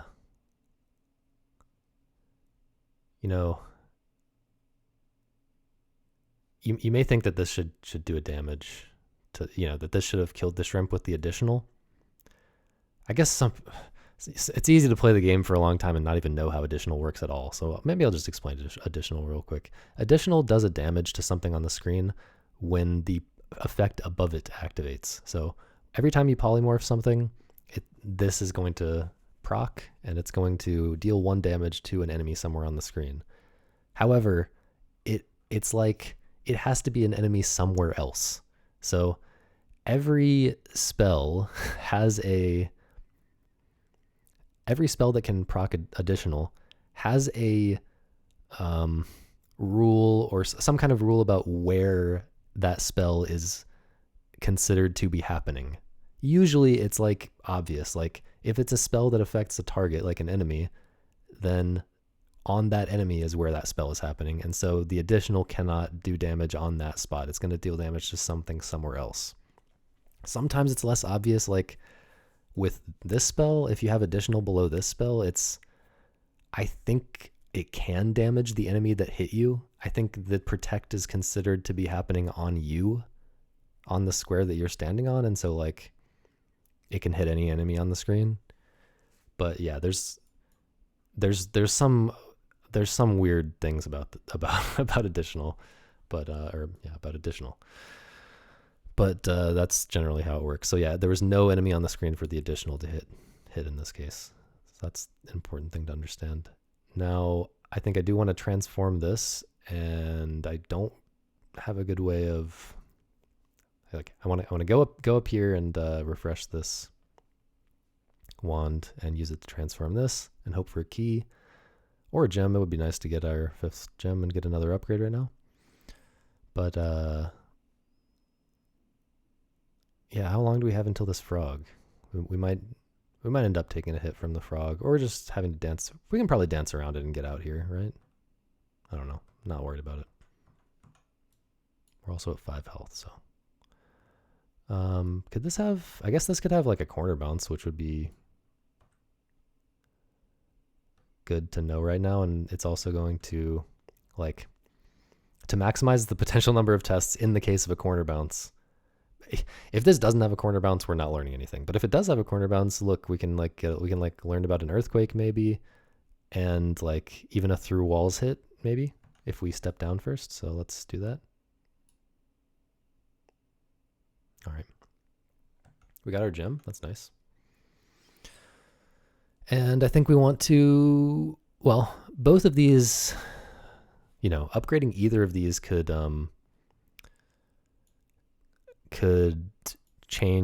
accelerate our build, right? Accelerating our build is still very important. Like we still haven't, our cape is not online right now. So accelerating our build is still very important. However, this is guaranteed to offer us the key upgrade right now, because there's only 2 things left for it to offer us. There's only one. This is our last upgrade on the arm, and we haven't been offered the key yet, so we know we're getting offered the key. So that's guaranteed. So, you know, if we pick this to upgrade, it might be some crappy thing we don't care about. It's not guaranteed to be the unlock, which is what's going to net us keys. But also, even if we had the other 3 upgrades on this already, well, that doesn't make sense. Even if somehow this were guaranteed to give us some, let's say this could be 2 different things that we really want, that we want just as much as what we want on this. It's better to pick this right now because it's taking this artifact out of the pool of artifacts that need to be upgraded. So next time an upgrade is offered, there's 1 less artifact, 1 fewer, I think this is technically correct. I don't know. There's 1 fewer artifact in the pool to be upgraded. And so we're more likely to be offered the cape to be upgraded next time, you know, we're offered an upgrade.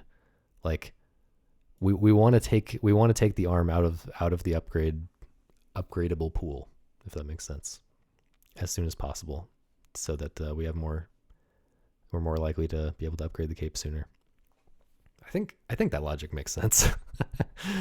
Maybe I haven't thought it all the way through, but I think that makes sense. And yeah, but in this case anyway, even without factoring that in, that's just kind of an interesting thing that might be relevant sometimes. But in this case, we want the arm anyway. Oh yeah, grab the chicken. I find this upgrade to be very funny. Like you're like grabbing the item out of the chicken and killing it in the process. You're like, also like, is the item supposed to be the chicken's egg? Like you're like, that's kind of gross actually if you start to visualize that. Anyway, we're taking the key, and we're getting out. I've talked about the key upgrade, by the way, in previous in previous episodes, so I don't think I need to talk about it again. You're just getting an extra key every time you use the arm. It's great. And the chicken upgrade, it's whatever. It's good for survival. I don't think there's like a big reason why it would be good for score. This is a interesting setup that we have here, that we're entering in the top left. Like, that's a terrible place to enter usually, but in this case we have this snipe, so like we can kill infinite chase frogs here, which would be great if we had like a reason to want to do that. We don't really.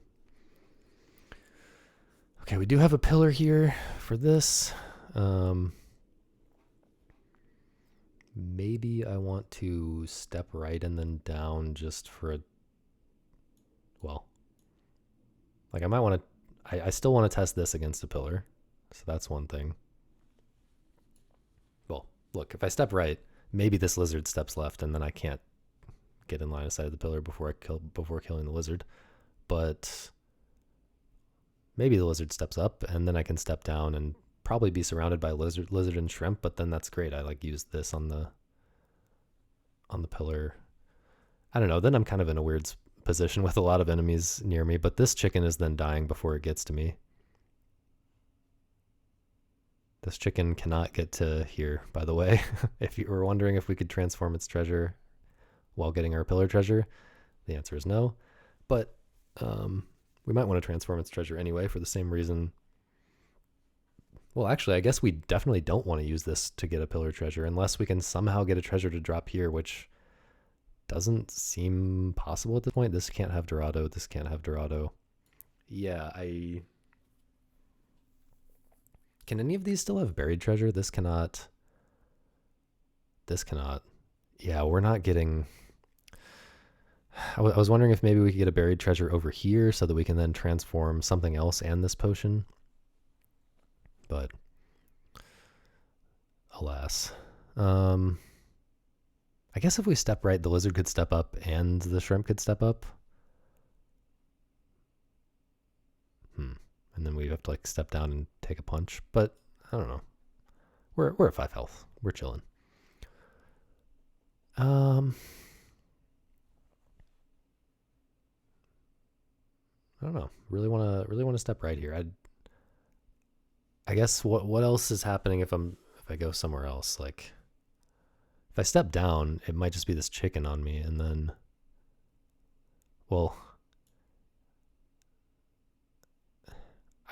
by the way, I also want to test this for pillar treasure, right? No, that's been tested for pillar treasure. What has this not been tested for? I think we said this has been tested for everything, right? So it's really just this needs to be tested for niche treasure and pillar treasure. And that's it.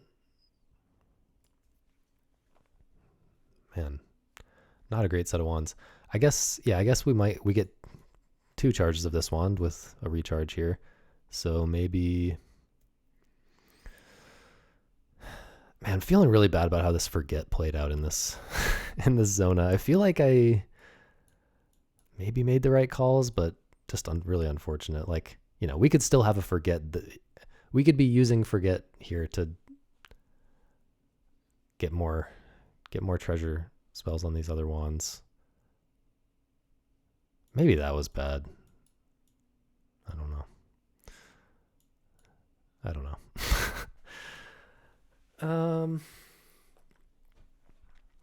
Anyway, step down, and then if the ghost is there, like I'm in an awkward situation. I think down just works out awkwardly no matter what. Like if I have to punch the chicken, then I'm on weird parity, or maybe I'm not. Maybe the shrimp is on me, but most likely the shrimp like backed up or something, and the ghost is like off parity with me.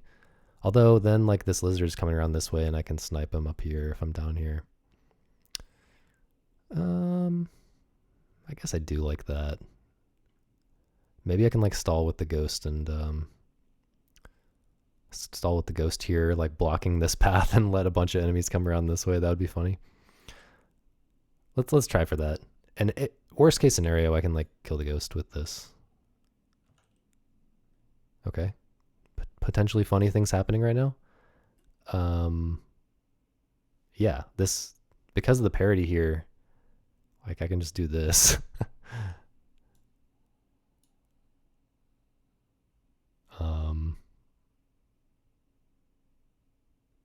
Yeah. Do I just do I just keep doing this? Um,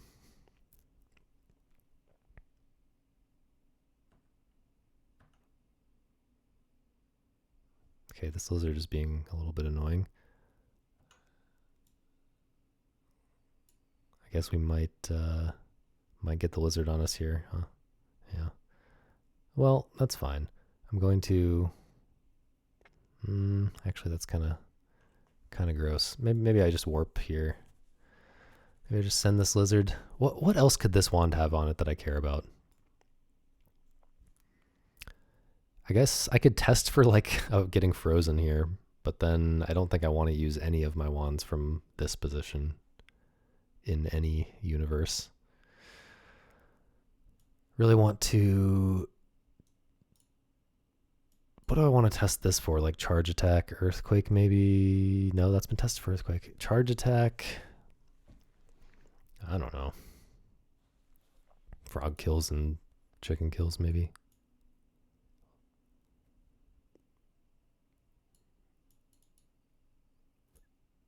This I really want to test against this pillar. Maybe I just do take a damage here. 1, 2, 3. Shoot this to the right. Or wait, I would take 2 damage in that scenario.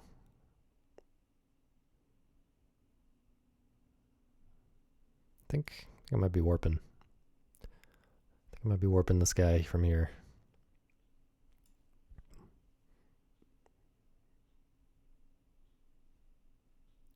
So, what? I mean, what are my other options here? Okay. I'm definitely not using. Well, I guess I could use this here and get the niche treasure test, which is really just as good as the pillar treasure test, I guess. I mean, has this been tested on walls? Is a question. Yeah, it's been tested on for like break wall and stuff. So yeah, I think the niche treasure test here is just as good as that pillar treasure chest. If I want to go down here, I don't really know that I do.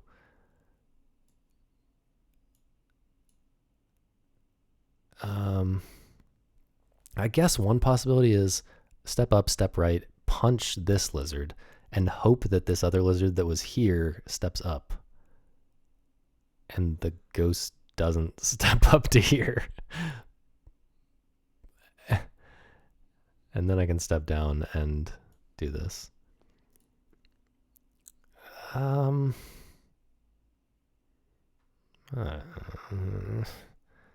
Nothing seems great. It seems like there should be something better.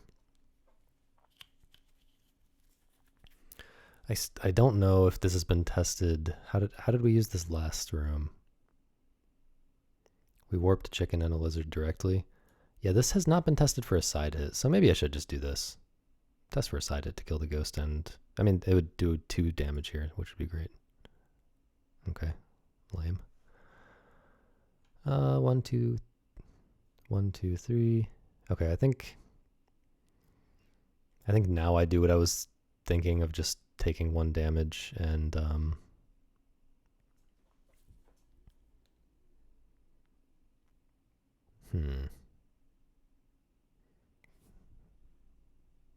Yeah, I think I just take 1 damage and kill both of these guys with this this protect.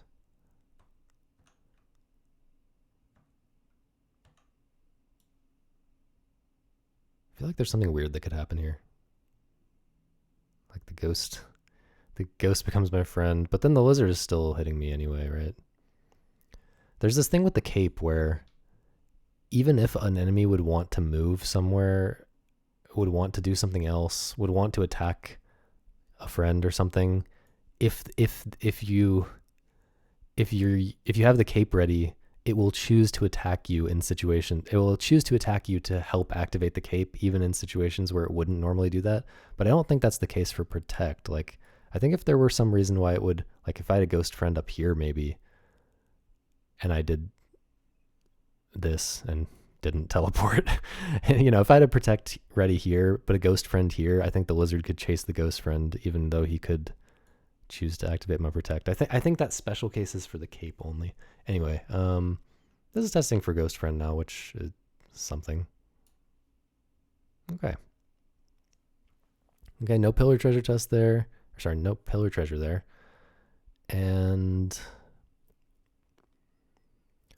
I guess we want to... Can this have grab? No. This went through the middle of the screen when it had 2 items in it. So this cannot have grab. So there's no reason to stand over here and try to use it like that. I think I'd rather use this to test for corpse kill plus frog kill on the frog over here or something. I guess it could also test for like a supercharge ring on this wand. Oh no, this can't have recharge. This can't have anything treasure related. We already said that. Oh, I guess I wasn't thinking. We really would like to transform this guy and see if he turns into a chicken. If this guy turned into a chicken right now, that would be great. So maybe I want to like, since I'm probably using this on the pillar at some point in this room anyway, I think I should do this.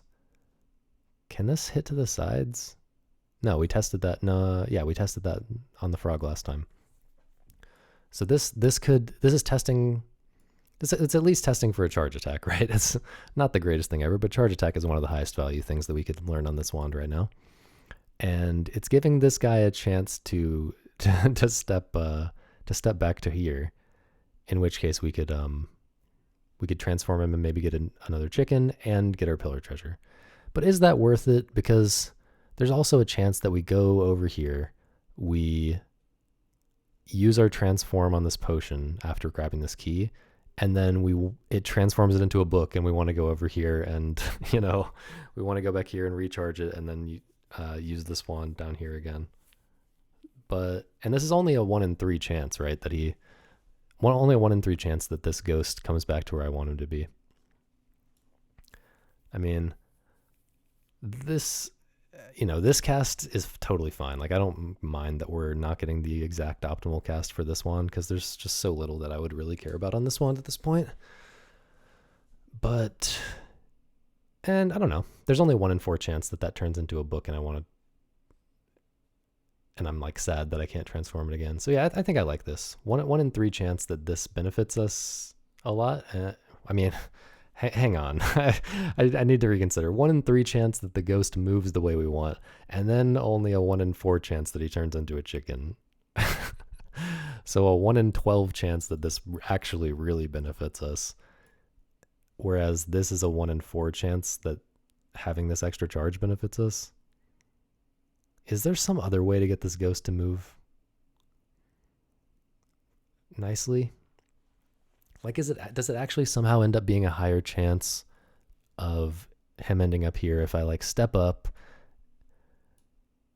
Because then he only has 2 spots to move to, and then shoot this to the right, and then from either of those spots he could move back to here, or like from this spot he could move here, and that would like guarantee. I think this is actually a higher chance. I kind of want to like try to calculate this real quick. So like if I step up, there's a 50. No, it would have to be higher than 1 in 3, right? There's a 50% chance that he steps here, and from there, it's a 1 in 3 chance that he goes here, which would guarantee it. So that's 1 in 6 so far. From here, that'd be 50-50, and then another 50-50 for a 1 in 4 chance, and then when we step down, it's like a 1 in 3. So that's only a 1 in 12. So we're at, wait. Now when I move back here, when the ghost is here, yeah, so that was a 1 in 6. Then there's like a 1 in 12. So we're at what, 3 in 12? We're at like 1 in 4. And the other scenario is like, he goes this way and then back this way and then back this way. So that's what, 1/2 again, and then 1 in 3. Does it end up being one in? Does it end up being 1 in 3 either way? I don't know, but I think I'm going to. I think I'm going to save. I think I'm going to not go for transforming the ghost.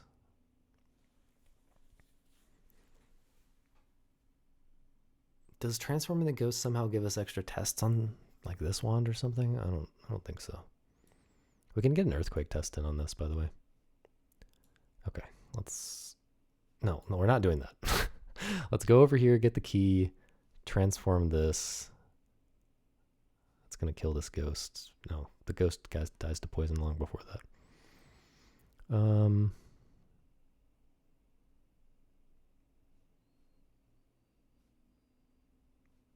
Yeah, I don't know. Most likely we're just gonna end up, getting this treasure here. But I think it makes more sense to save save this transform thing just in case.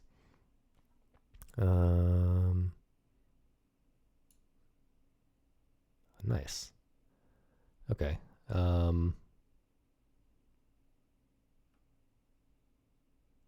Is there something I should be doing about the frog? I don't think so. I might just let him snipe us in the perfect spot. Although, we wanted to get an earthquake test here, but can we also get oh no, that's been tested for earthquake. But did we want to shoot this at the frog? I guess we can shoot this at the next frog. Okay. Yeah, we're just. I guess is there a reason to? Yeah, maybe we can use this on the frog, right? We can poison this frog like this. Stand over here and poison this frog up here, and then walk him up here. I think this makes sense. We might take a damage because of parity though. I think if parity is going to be bad, if parity is going to be bad, we could just change our plan and heal ourselves. This could also just kill the frog. I don't know. I don't know, if parity's bad, we can just do something with the poison. The poison timer gives us a lot of ways to work with the parity. Okay, the parity was good. Okay. We have learned something, and now we don't have a way of killing the chicken if we get a chicken. So yeah, now we definitely just want to, if we transform the frog into a chicken, we no longer have a way of killing it. So I think we just want to go. So that was the second frog, and that was 1, 2 turns, 3, 4, 5, 6, 7, 8, 9, 10, 11, 12, 13, 14. Okay, we have time.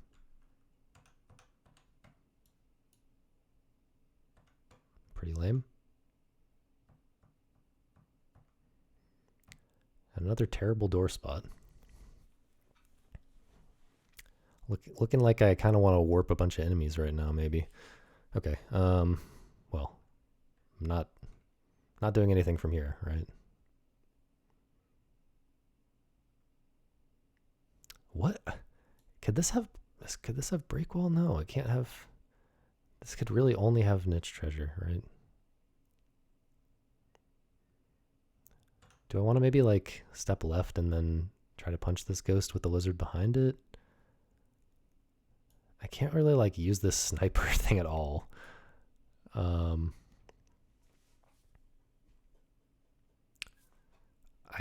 guess maybe I can get into a position where I have this ghost on me.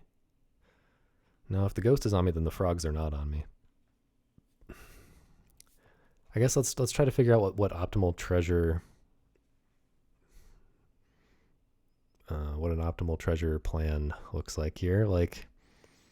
Do we transfer? Oh, we could do this. Go ahead and get a ghost friend.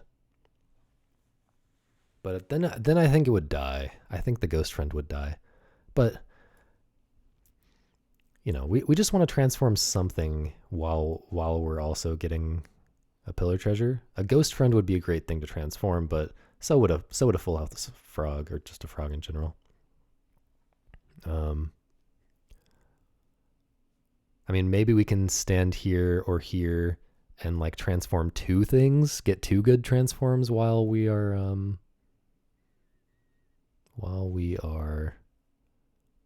getting our pillar treasure. Two good enemy transforms. I guess what does this look like? I guess especially my question right now is which way is this frog going? If I do this, I make this ghost my friend. I guess the lizard could push the ghost into one of these directions, and in that case, the frog is following it. Well, if the lizard pushes the ghost, okay. If the frog moves before the lizard, it has a shorter path to me. 1, 2, and I'm going to be right here. This would be 1, 2, 3. But if the lizard moves first, it could push the ghost that way, and then the frog has a 1, 2 path to the ghost, which is tied, and it could go tied with the path to me, and it could go that way. But if the lizard pushes the ghost that way, then the frog has no path to the ghost, and it comes toward me. If the lizard pushes the ghost that way, then the frog, again, has an equal path to the ghost, 1, 2. Huh. I also like this because this is maybe getting a mirror kill test in. I'm pretty sure that has not been tested. Yeah. Wait. We're in zone of 3, but there have been 3 other zones already because we had the secret room. I think I'm maybe forgetting one of the ways that I use this at this point. Anyway, doesn't matter that much. Oh yeah, I shot this other ghost last room, and so yeah, this hasn't been tested for mirror kill, so this could just kill this other frog, which would be amazing. I kind of feel like I should just I kind of feel like I can just relax right now and just kind of play more loosely and be fine, because as far as treasure, there's not that much going on in this room anymore, or in this Jogo anymore. But we do want to maximize the chance of getting good stuff here, but like this could have a niche treasure on it, and that's it for the undiscovered spells.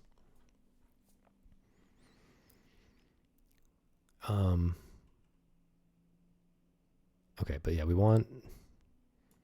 I think this feels good. It's giving us a chance at. It would be nice if this frog went after the ghost somehow, instead of coming after us. But that's pretty low. It's less. Well, it's not that low chance. It's less than 50% though. But I guess if this frog does come after us, then maybe I'm like warping the frog above me. And probably the lizard too, I guess. The lizard is gonna try to attack the ghost, so it's gonna move to here. So yeah, I'm killing the lizard up there, and but that doesn't really matter. But I guess it matters because it's gonna let this ghost be free to start running around somewhere else, and then maybe I can get a transform on it. I don't know. This looks good to me, and I'm gonna play a little more loose right now. Oh, that's interesting. Huh. Okay. Yeah, good that we discovered that last spell. Wait, I wasn't thinking about the fact that this was the one wand that we really wanted to test for something on. So that was maybe bad. If this were a corner treasure, then that would have been kind of bad. Like I somehow blanked on that. This wand has been tested for corner treasure, pillar treasure, dupes and transforms, wand refresh, buried treasure. So yeah, we don't have any interesting ideas about this. Also grab. Okay, but yeah, I think I want to do this, and then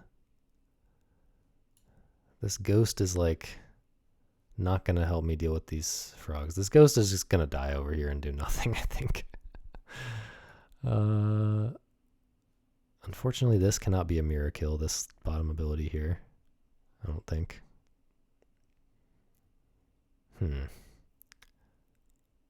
Actually, not sure how I'm going to deal with these enemies. I guess if I'm transforming the frog and the only other thing left on the screen is a ghost, then this transforming the frog will kill this ghost. Yeah. So this seems fine. Okay, unfortunately, he moved this way. I would have liked to step up here. And now, like, if I step right, now if I step right, the frog could try to move after the ghost instead of trying to move with me. But regardless, he's going to stay on the same parity. So if I just stall for a second, I can end up in a position where I can transform the frog against the pillar. So I'm taking a damage here, but whatever. Okay, annoying. I don't think I want to transform the ghost against the pillar. I think I want to give the frog another chance. Oh, that was cool. I didn't even think about that. The fact that that was going to happen. Okay, that's what we wanted. Okay. Well, we could transform this guy again, right? We don't particularly want to transform these chests. Well, maybe we could transform the chest like we can transform this chest while hitting this pillar. No, that's not true. In order to refresh this wand, we need to stand here. So we need to pick up this chest to even refresh this wand. So then the question is, do we want to like step up from there and then shoot this down at this lizard and transform him again while getting pillar treasure? And I think the answer is yes. That seems great.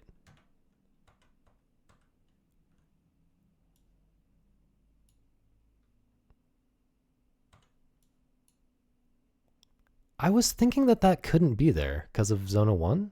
Oh no. Okay, yeah.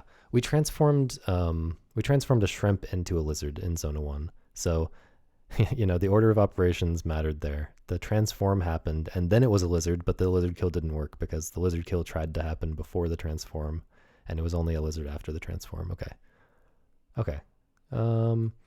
What could this still be? This could still be a charge attack. This could still be a frog kill probably, or a corpse kill probably.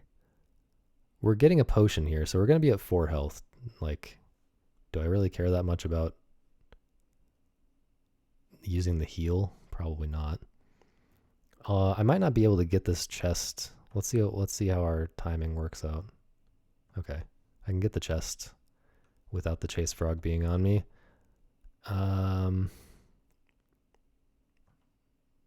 Maybe I want to... I can't really test it for charge attack while hitting the frog. I think I would rather just shoot this up at a frog on a corpse, maybe.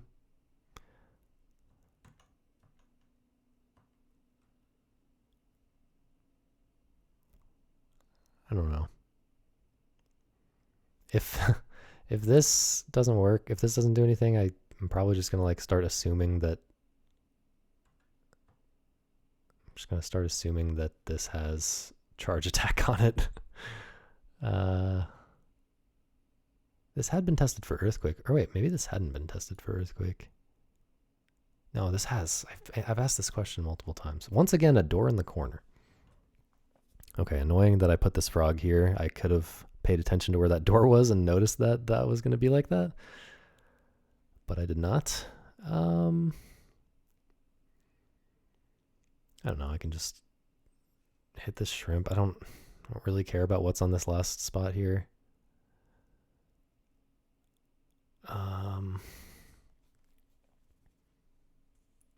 I do have a pillar again. That's nice. Might be able to make the chicken die in this spot or this spot so that I can transform its treasure while getting my pillar treasure. But that's kind of awkward because my only ways of like instantly killing a chicken are with this, which goes through walls, so like I can't snipe a chicken against this pillar, or this, which I don't want to use. This poisons, but also sends to the next zona. So I guess I'm like trying to save this to poison the chicken so that I can, yeah. Has this been tested for through walls? Yes. I guess I'm testing for a charge attack here with this one. And then, I don't know, just like walking to the middle and like poisoning this chicken. I mean, I don't know. this doesn't this doesn't matter very much anymore. I can play pretty loosely now as long as I'm not missing out on potential like transforms and pillar treasures, which I don't think I am. I mean, yeah. I don't know exactly what I'm doing here, but okay, I think I want to punch here and then I'm on parity to punch the shrimp. I'm not exactly sure how I'm dealing with the lizard, but maybe I can just punch him too. There's only one zone after this. And I can I don't mind using my heal at this point on this wand. I guess maybe I'm wanting to transform that. I guess one interesting thing is, can I get the chicken to die here or here? And the answer to that question is definitely no. Like without picking up this book. I mean, I could like somehow get the key and then stand here and then teleport up through this book and then maybe the chicken would step to there and I could like snipe it with this, but that's like using that's not something I want to do. So yeah, I think I just want to punch down this lizard and then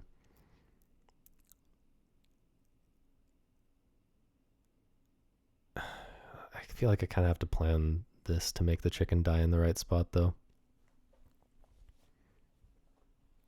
Like if the chicken dies here, I definitely want to stand here and transform its treasure. Well, if it dies here and the treasure is a book or a potion, I definitely want to transform it. If it's not a book or a potion, maybe if it's a chest, I will also do that. Not quite sure if I should be doing that because, transforming a chest, it could turn into a book or a potion, which is definitely worse. But the possibility of getting a gem or a key is so important right now when we don't have our cape online that maybe it's worth losing out on those 4 points. I don't know. It doesn't seem right. It doesn't seem right to me to use that when we could be using it. We could be transforming a book, but then also getting another treasure. I don't know. But let's figure out how to get this to actually happen. In fact, can we get this to happen? Because we need to get this key. No, we don't need to get the key beforehand, do we? No. We just need to figure out how to poison the chicken with this. So if I punch, shrimp steps down. 2, 3. 1, 2, 3. The chicken should be like on me somehow. So then maybe I can poison it and maybe I can get the chicken like under me and then teleport up and then snipe it down. It'll stay at the bottom of this because it has this thing that it can cast on me. If I like go up, it will stay at the bottom and I can snipe it down there, but then I'm not getting its treasure where I want it. So yeah, I want to poison it. But I feel like I really have to plan this out. 1, 2, 3. 1, 2, 3. I mean, stepping here, it's possible that the chicken goes ahead and freezes me. In that case, maybe I just poison it like this. Yeah, I think I just go ahead and do this. I think I want to be on parity with the chicken though. I think I'm definitely doing that, right? If I step up and punch the shrimp right now, then we're maybe like, well, I guess I can go ahead and maybe I do want to go ahead and get rid of the lizard. 1, 2, 3, 4 of punching the lizard. 1, 2, 3, 4. I can definitely like still get up out and away this way.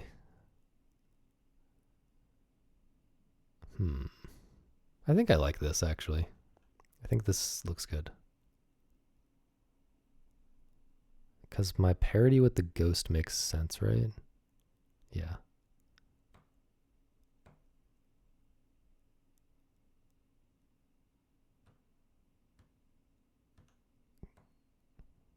Okay, that's interesting.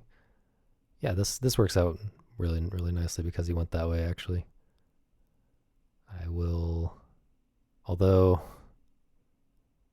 I might have to use this in a way that I don't want. Well, I don't really care how I use this. I'll just get, I'm just going to heal. Um, yeah, I think this is fine. I might have to do something weird to like, um, get the chicken to die in the right spot still, but 1, 2, 3, 4. Sorry, 1, 2, 3. I'm here and the chicken's here at 4 poison. So when I step here, the poison ticks. Then I step once.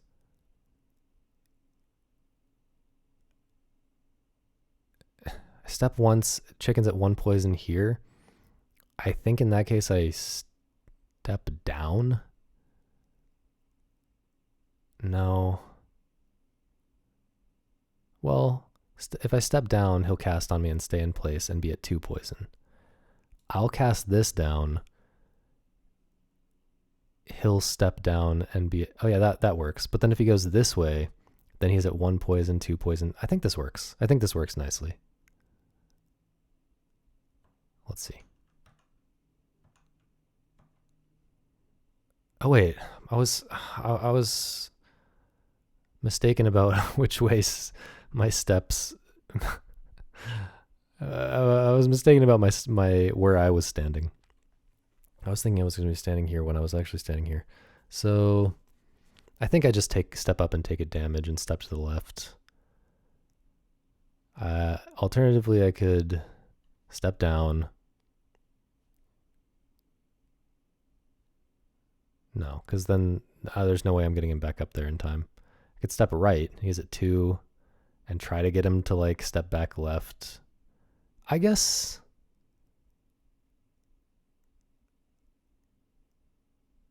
if I step right, I can make him, because I'm thinking I can use this side of the pillar as well, which I wasn't thinking about. If I step right, 2 poisons at 2 if he steps that way.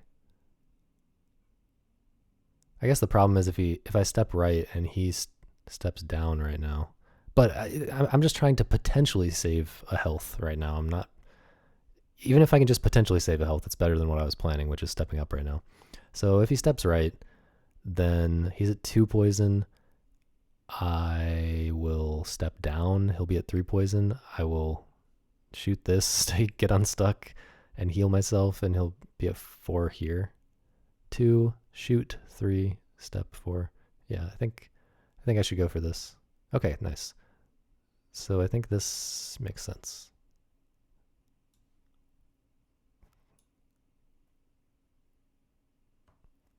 Okay, and then we do want to transform this. But we do have to pick up this other book to do that, but I think that's worth it. I mean, we've got 2, this is going to have a 1 in 4 chance to be a potion, right? And then this has a 50% chance to be something that we also want to transform. So like greater than 50% chance that we want to transform, there's something that we want to transform again up against this pillar. So we, in that case, we wouldn't have, it's good that we didn't transform this book. So I think we just go ahead and pick up this book. Ooh, good find there. That's gonna really seal the deal that this, seal the deal of this Jogo. Well, we've got a frog on us, but we've got 2 instant ones, so I guess the only thing is our parity is bad with it. So maybe I'm just taking a damage. I think I just take a damage, right? So that I can go through with what I wanted to. Is there a better way to do it other than, I don't think so. I think this is fine. Please. Okay. So that should be fine for the second chase frog, right? Actually, I'm actually not sure. 1, 2, 3, 4, 5, 6. Was it 7 or was it 7, 8, 9. Or wait, yeah, was it 7 or 9? Let's say it was 9. 10, 11, 12, 13, 14, 15, 16, 17, 18. No, not 18 because that's instant. 18, 19, 20, 21, 22. 1, 2. 18, 19, 20, 21, 22. 1, 2. Okay, so I'm taking another damage on the way out. If that was 9.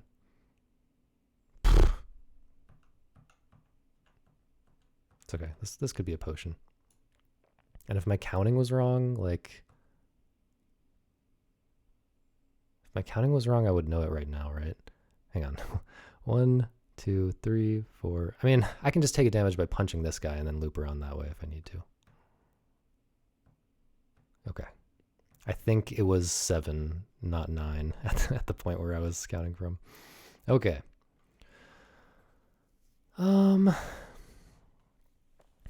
No usable pillar here, unfortunately. There's... Wait, is it possible that we have a build wall that we don't know about? No. We don't have a build wall. I guess it's possible we have a break wall here that we don't know about, right? Because we've only been using this against the ceiling. But I think we would oh no. Man. We're also blocked from refreshing the 1/1 that we would want to refresh. So I don't know, I guess we can just use this to snipe something. Like how else would we care to use this wand? Even if this had a break wall, is that doing anything for us? Even if this had a break wall, what would that do for us? We can't break out the treasure. This can't have like a loop around the outside to grab the treasure either or anything like that. Still very sad about how that forget played out. Oh, also we might be getting a cape upgrade. I mean, we're getting an upgrade in this room.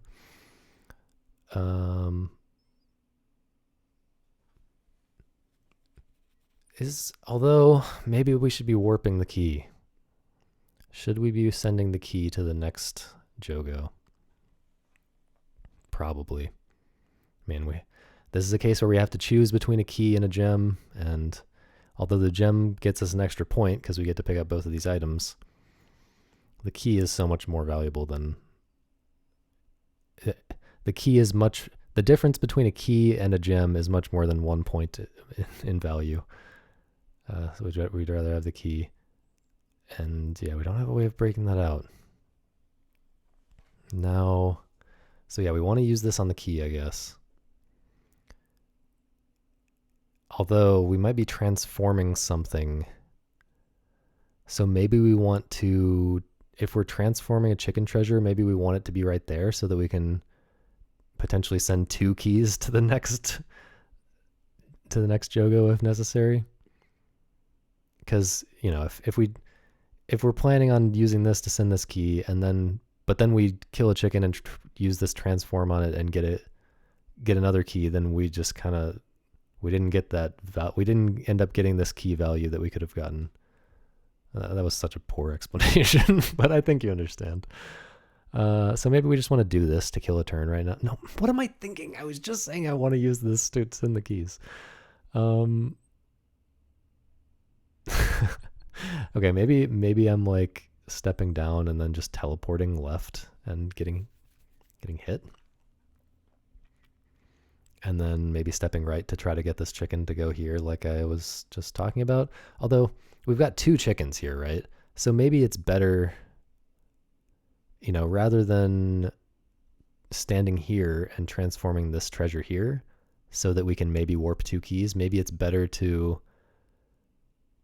get a chicken to die here and a chicken to die here so that we can just transform both at the same time. That's probably more important. Like if one of them is a key, first of all, if one of them is a key, then whatever. Like we're happy to get extra keys right now. I mean, even just getting 1 key right now is setting us up for most likely getting the secret room next Jogo. Just one extra key. I guess that's something we should be thinking about. Actually, we're at 2 keys right now. If we're skipping out on this gem just to get this, just to save this key and get it early next Jogo, how likely is that to actually get us an additional secret room? I mean, it depends. I guess it depends. I guess we go for a double chicken treasure transform here if we can set it up, and then if one of those is a key, well, if one of those is a key, then then we can't do our warp of warping all the keys anyway. But what I'm saying is, like, maybe it's good to just get this gem anyway. Like, as long as we can get one additional key somehow early in the next Jogo, we can get one key from. As well, so the first time, the first time we use the arm next Jogo, our arm has the key upgrade now, right? So the first time we use the arm in the next Jogo, we're getting 2 keys. So we can get up to 5 keys in Zona 1 if we send a key from here. But by reusing our arm with the trash can, we can get up to 5 keys guaranteed in Zona 2. So it's really just the possibility of Zona 2. It's really just the possibility of a Zona 1 secret room that that would make us really want to prioritize sending a key right now. And I don't know. Doesn't seem very likely to me that the secret room's in Zona 1. So I think, yeah, anyway, for those types of reasons, for reasoning somewhat along those lines, I'm going to try to kill 2 chickens in the middle here.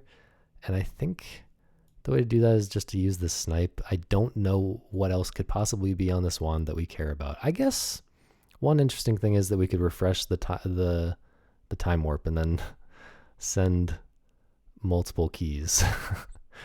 I guess. Well, hang on. I guess now if multiple keys are dropped, look, we just said that we're using this to get 2 keys in Zona 1 of next Jogo anyway. So if we get a key from either of these chickens, we don't need to worry about sending one of the keys because,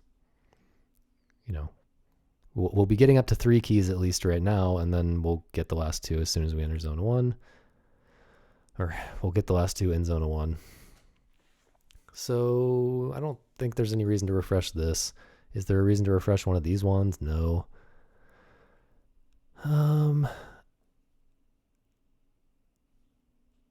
So yeah, I think I'm just, no, a break wall doesn't do anything for us if it's on this wand because, yeah. So yeah, I think I'm just fine using the snipe here to kill this chicken when it's here. But that just means I have to figure out a way to kill this chicken when it's here. And I'm not sure how to do that, actually. I guess I can go ahead and commit my time warp. No, I want to. If there's only 1 key, I do want to send it. Yeah, I guess what I do. I guess what I want to do is, well, I'm stepping down first, right? So yeah, I think I do want to do this, do a damage to something and a damage to the chicken with the shield, and get on parity with the chicken, and still be off parity with the ghost. But then I can maybe step right and step down and be in a good spot. Or like punch the chicken and then kill it by sending that down. I don't know. I think this is... Oh, nice. We did damage that other chicken. Okay, the ghost went the way I didn't really want it to go. I guess it wouldn't have gone that way, huh? I guess this way. I guess it was going to go that way either, no matter what. Okay. So if I...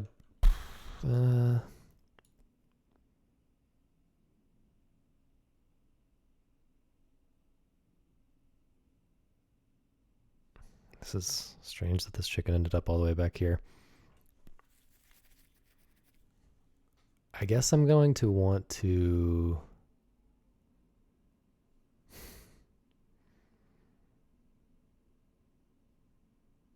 I don't really know.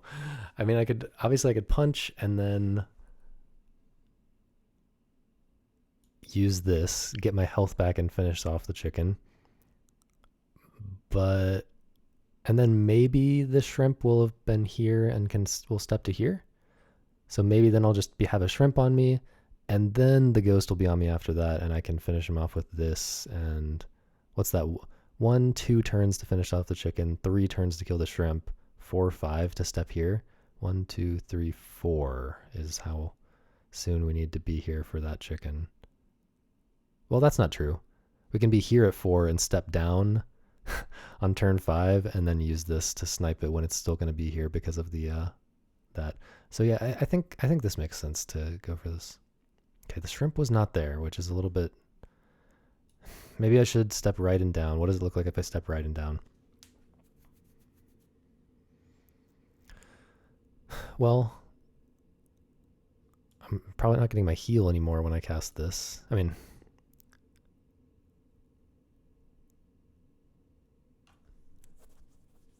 I'm potentially killing some of these enemies if this chicken steps up. If it steps down, I'm killing the chicken here, which is gonna require me to kill this other chicken here to get the double transform. But I think that's... No, I don't... Maybe I'll save... Maybe if... No, I don't like stepping right here. I think I want to do this, but then... and then this ghost is awkwardly on me in a way that I don't really know how to deal with. I guess I... Do I really need to kill the ghost? Like, if I do this, and then step right... I think I might want to step right and then down just because it might... This is very awkward. Maybe I should have been more careful at the beginning or like planned more in advance before I started doing this kind of stuff.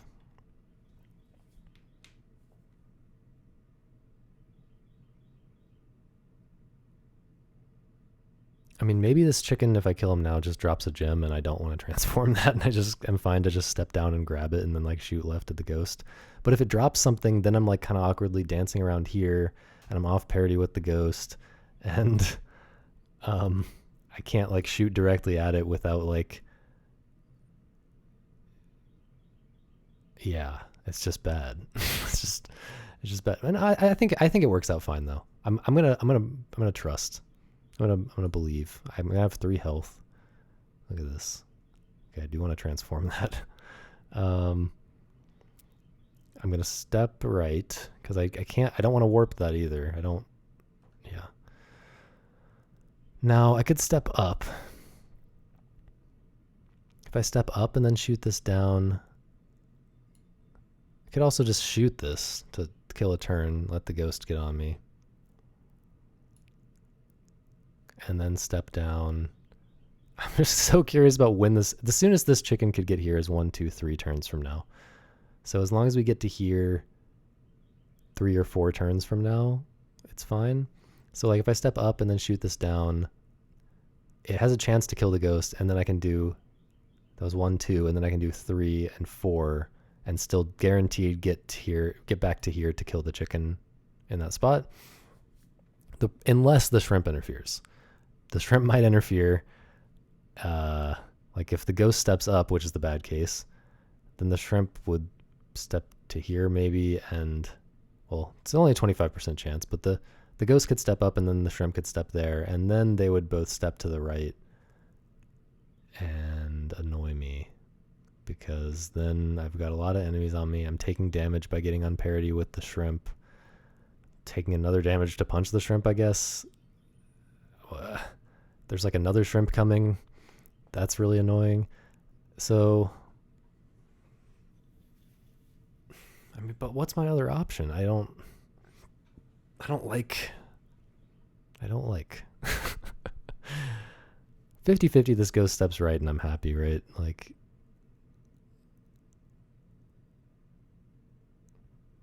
because I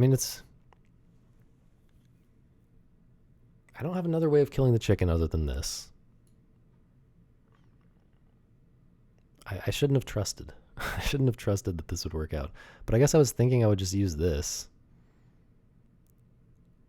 and then fix my parity with the ghost. So what if I just do this? It fixes my parity with the ghost, but then I have to like step down and have a shrimp on me probably. Well, that's not necessarily true. I could maybe push the ghost into this corner.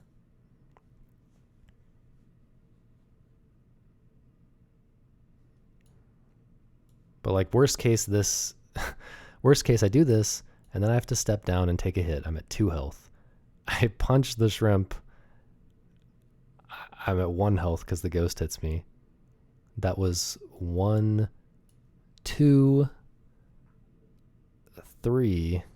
That was 3 turns, so this something is here. If it's the chicken, I'm thrilled. No, I'm not. Yeah, I am thrilled. If it's the chicken, I'm thrilled because I can snipe it. And then do 4, 5 to kill the ghost. And I'm here, and so that was 1, 2, 3, 4, 5. Yeah, then the shrimp would be on good parity. So there are scenarios where this works out, but like I guess what if the shrimp is here instead of the chicken? Then I'm going down and punching the ghost, and then I'm on good parity. I think this works out fine, probably. Worst case scenario, I can run away. I didn't think about this scenario. Okay, if I step down right now, this shrimp is definitely stepping back up, right? So maybe I just want to go for a ghost kill. If I step left, 50% chance I can kill the ghost here. Oh, but then I'm guaranteeing I'm not getting the chicken kill, right? Well, not guaranteeing. Like right now, if I step left, this shrimp is definitely stepping back up. I'm pretty sure no matter what, this shrimp is stepping back up. So then, but then this chicken's stepping to here. If I then punch the ghost, the shrimp wants to move to here, but if the chicken moves first, it will step back this way.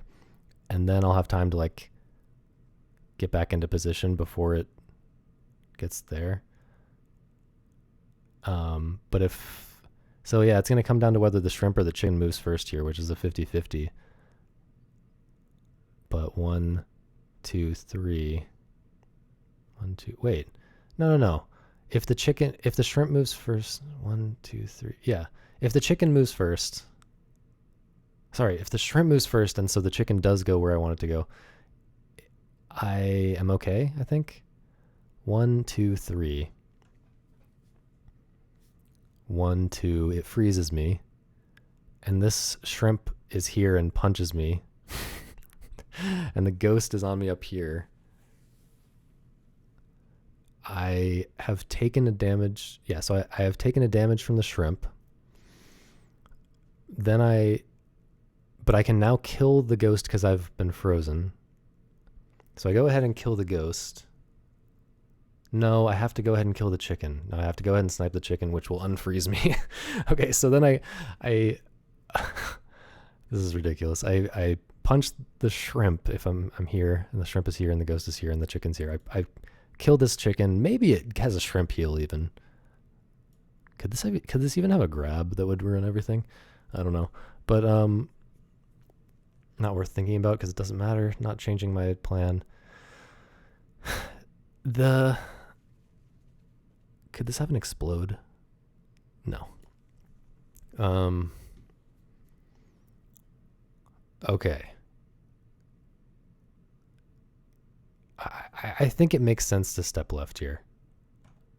Okay, we got the bad case. I think it makes sense to step right then. I don't know why I would do anything else. Okay. This is a pretty good case. This is a really good case. Well, I mean, do I just do this? Because like the extra chance at a key is really making a big would really make a big difference here. So I think transforming the chest is fine.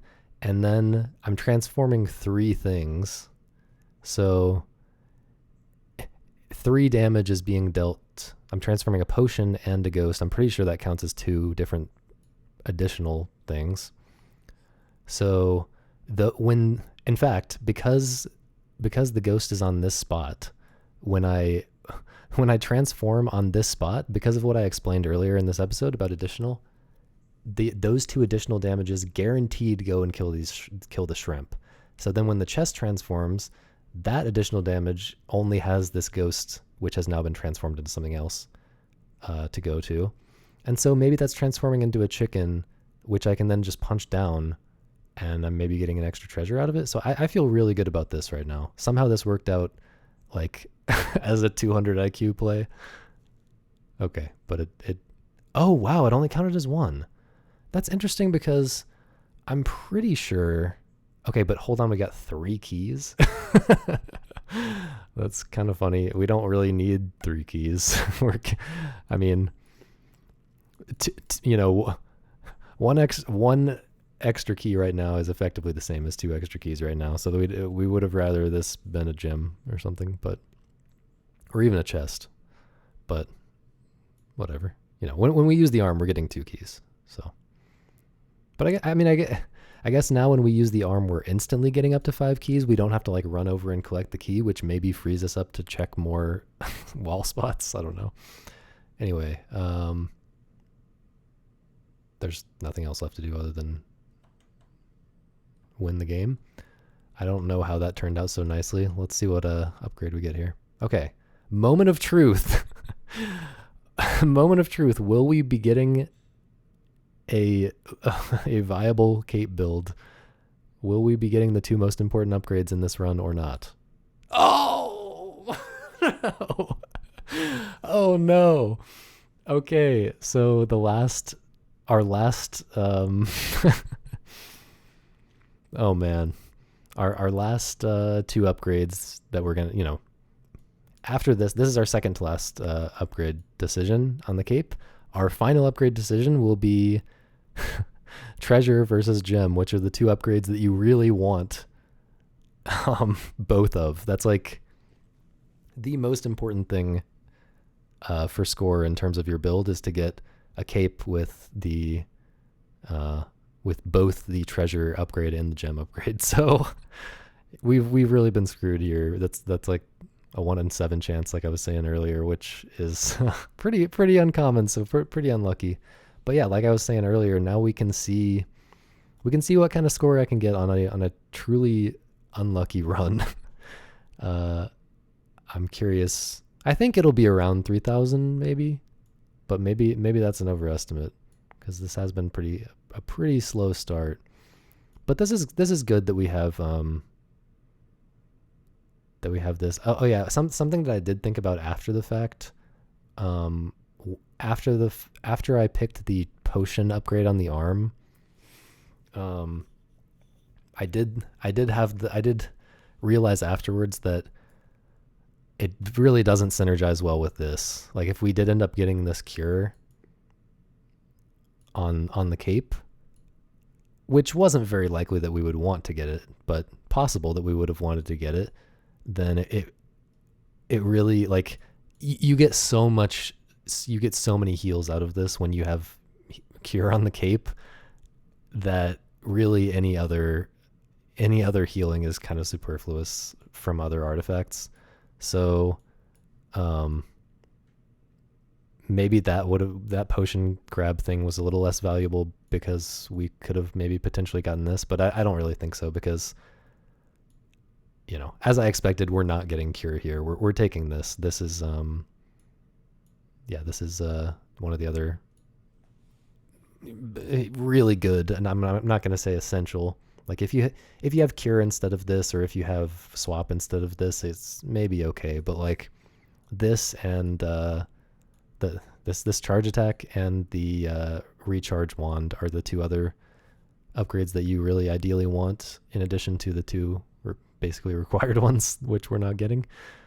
Yeah, this is. I mean, we will see throughout the run how good this is. I mean, we won't see quite as much because we're not going to have the gem upgrade on the cape, unfortunately, but we will definitely still see.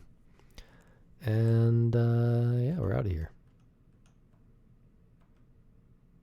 Okay, here's something that I don't know if I've explained before.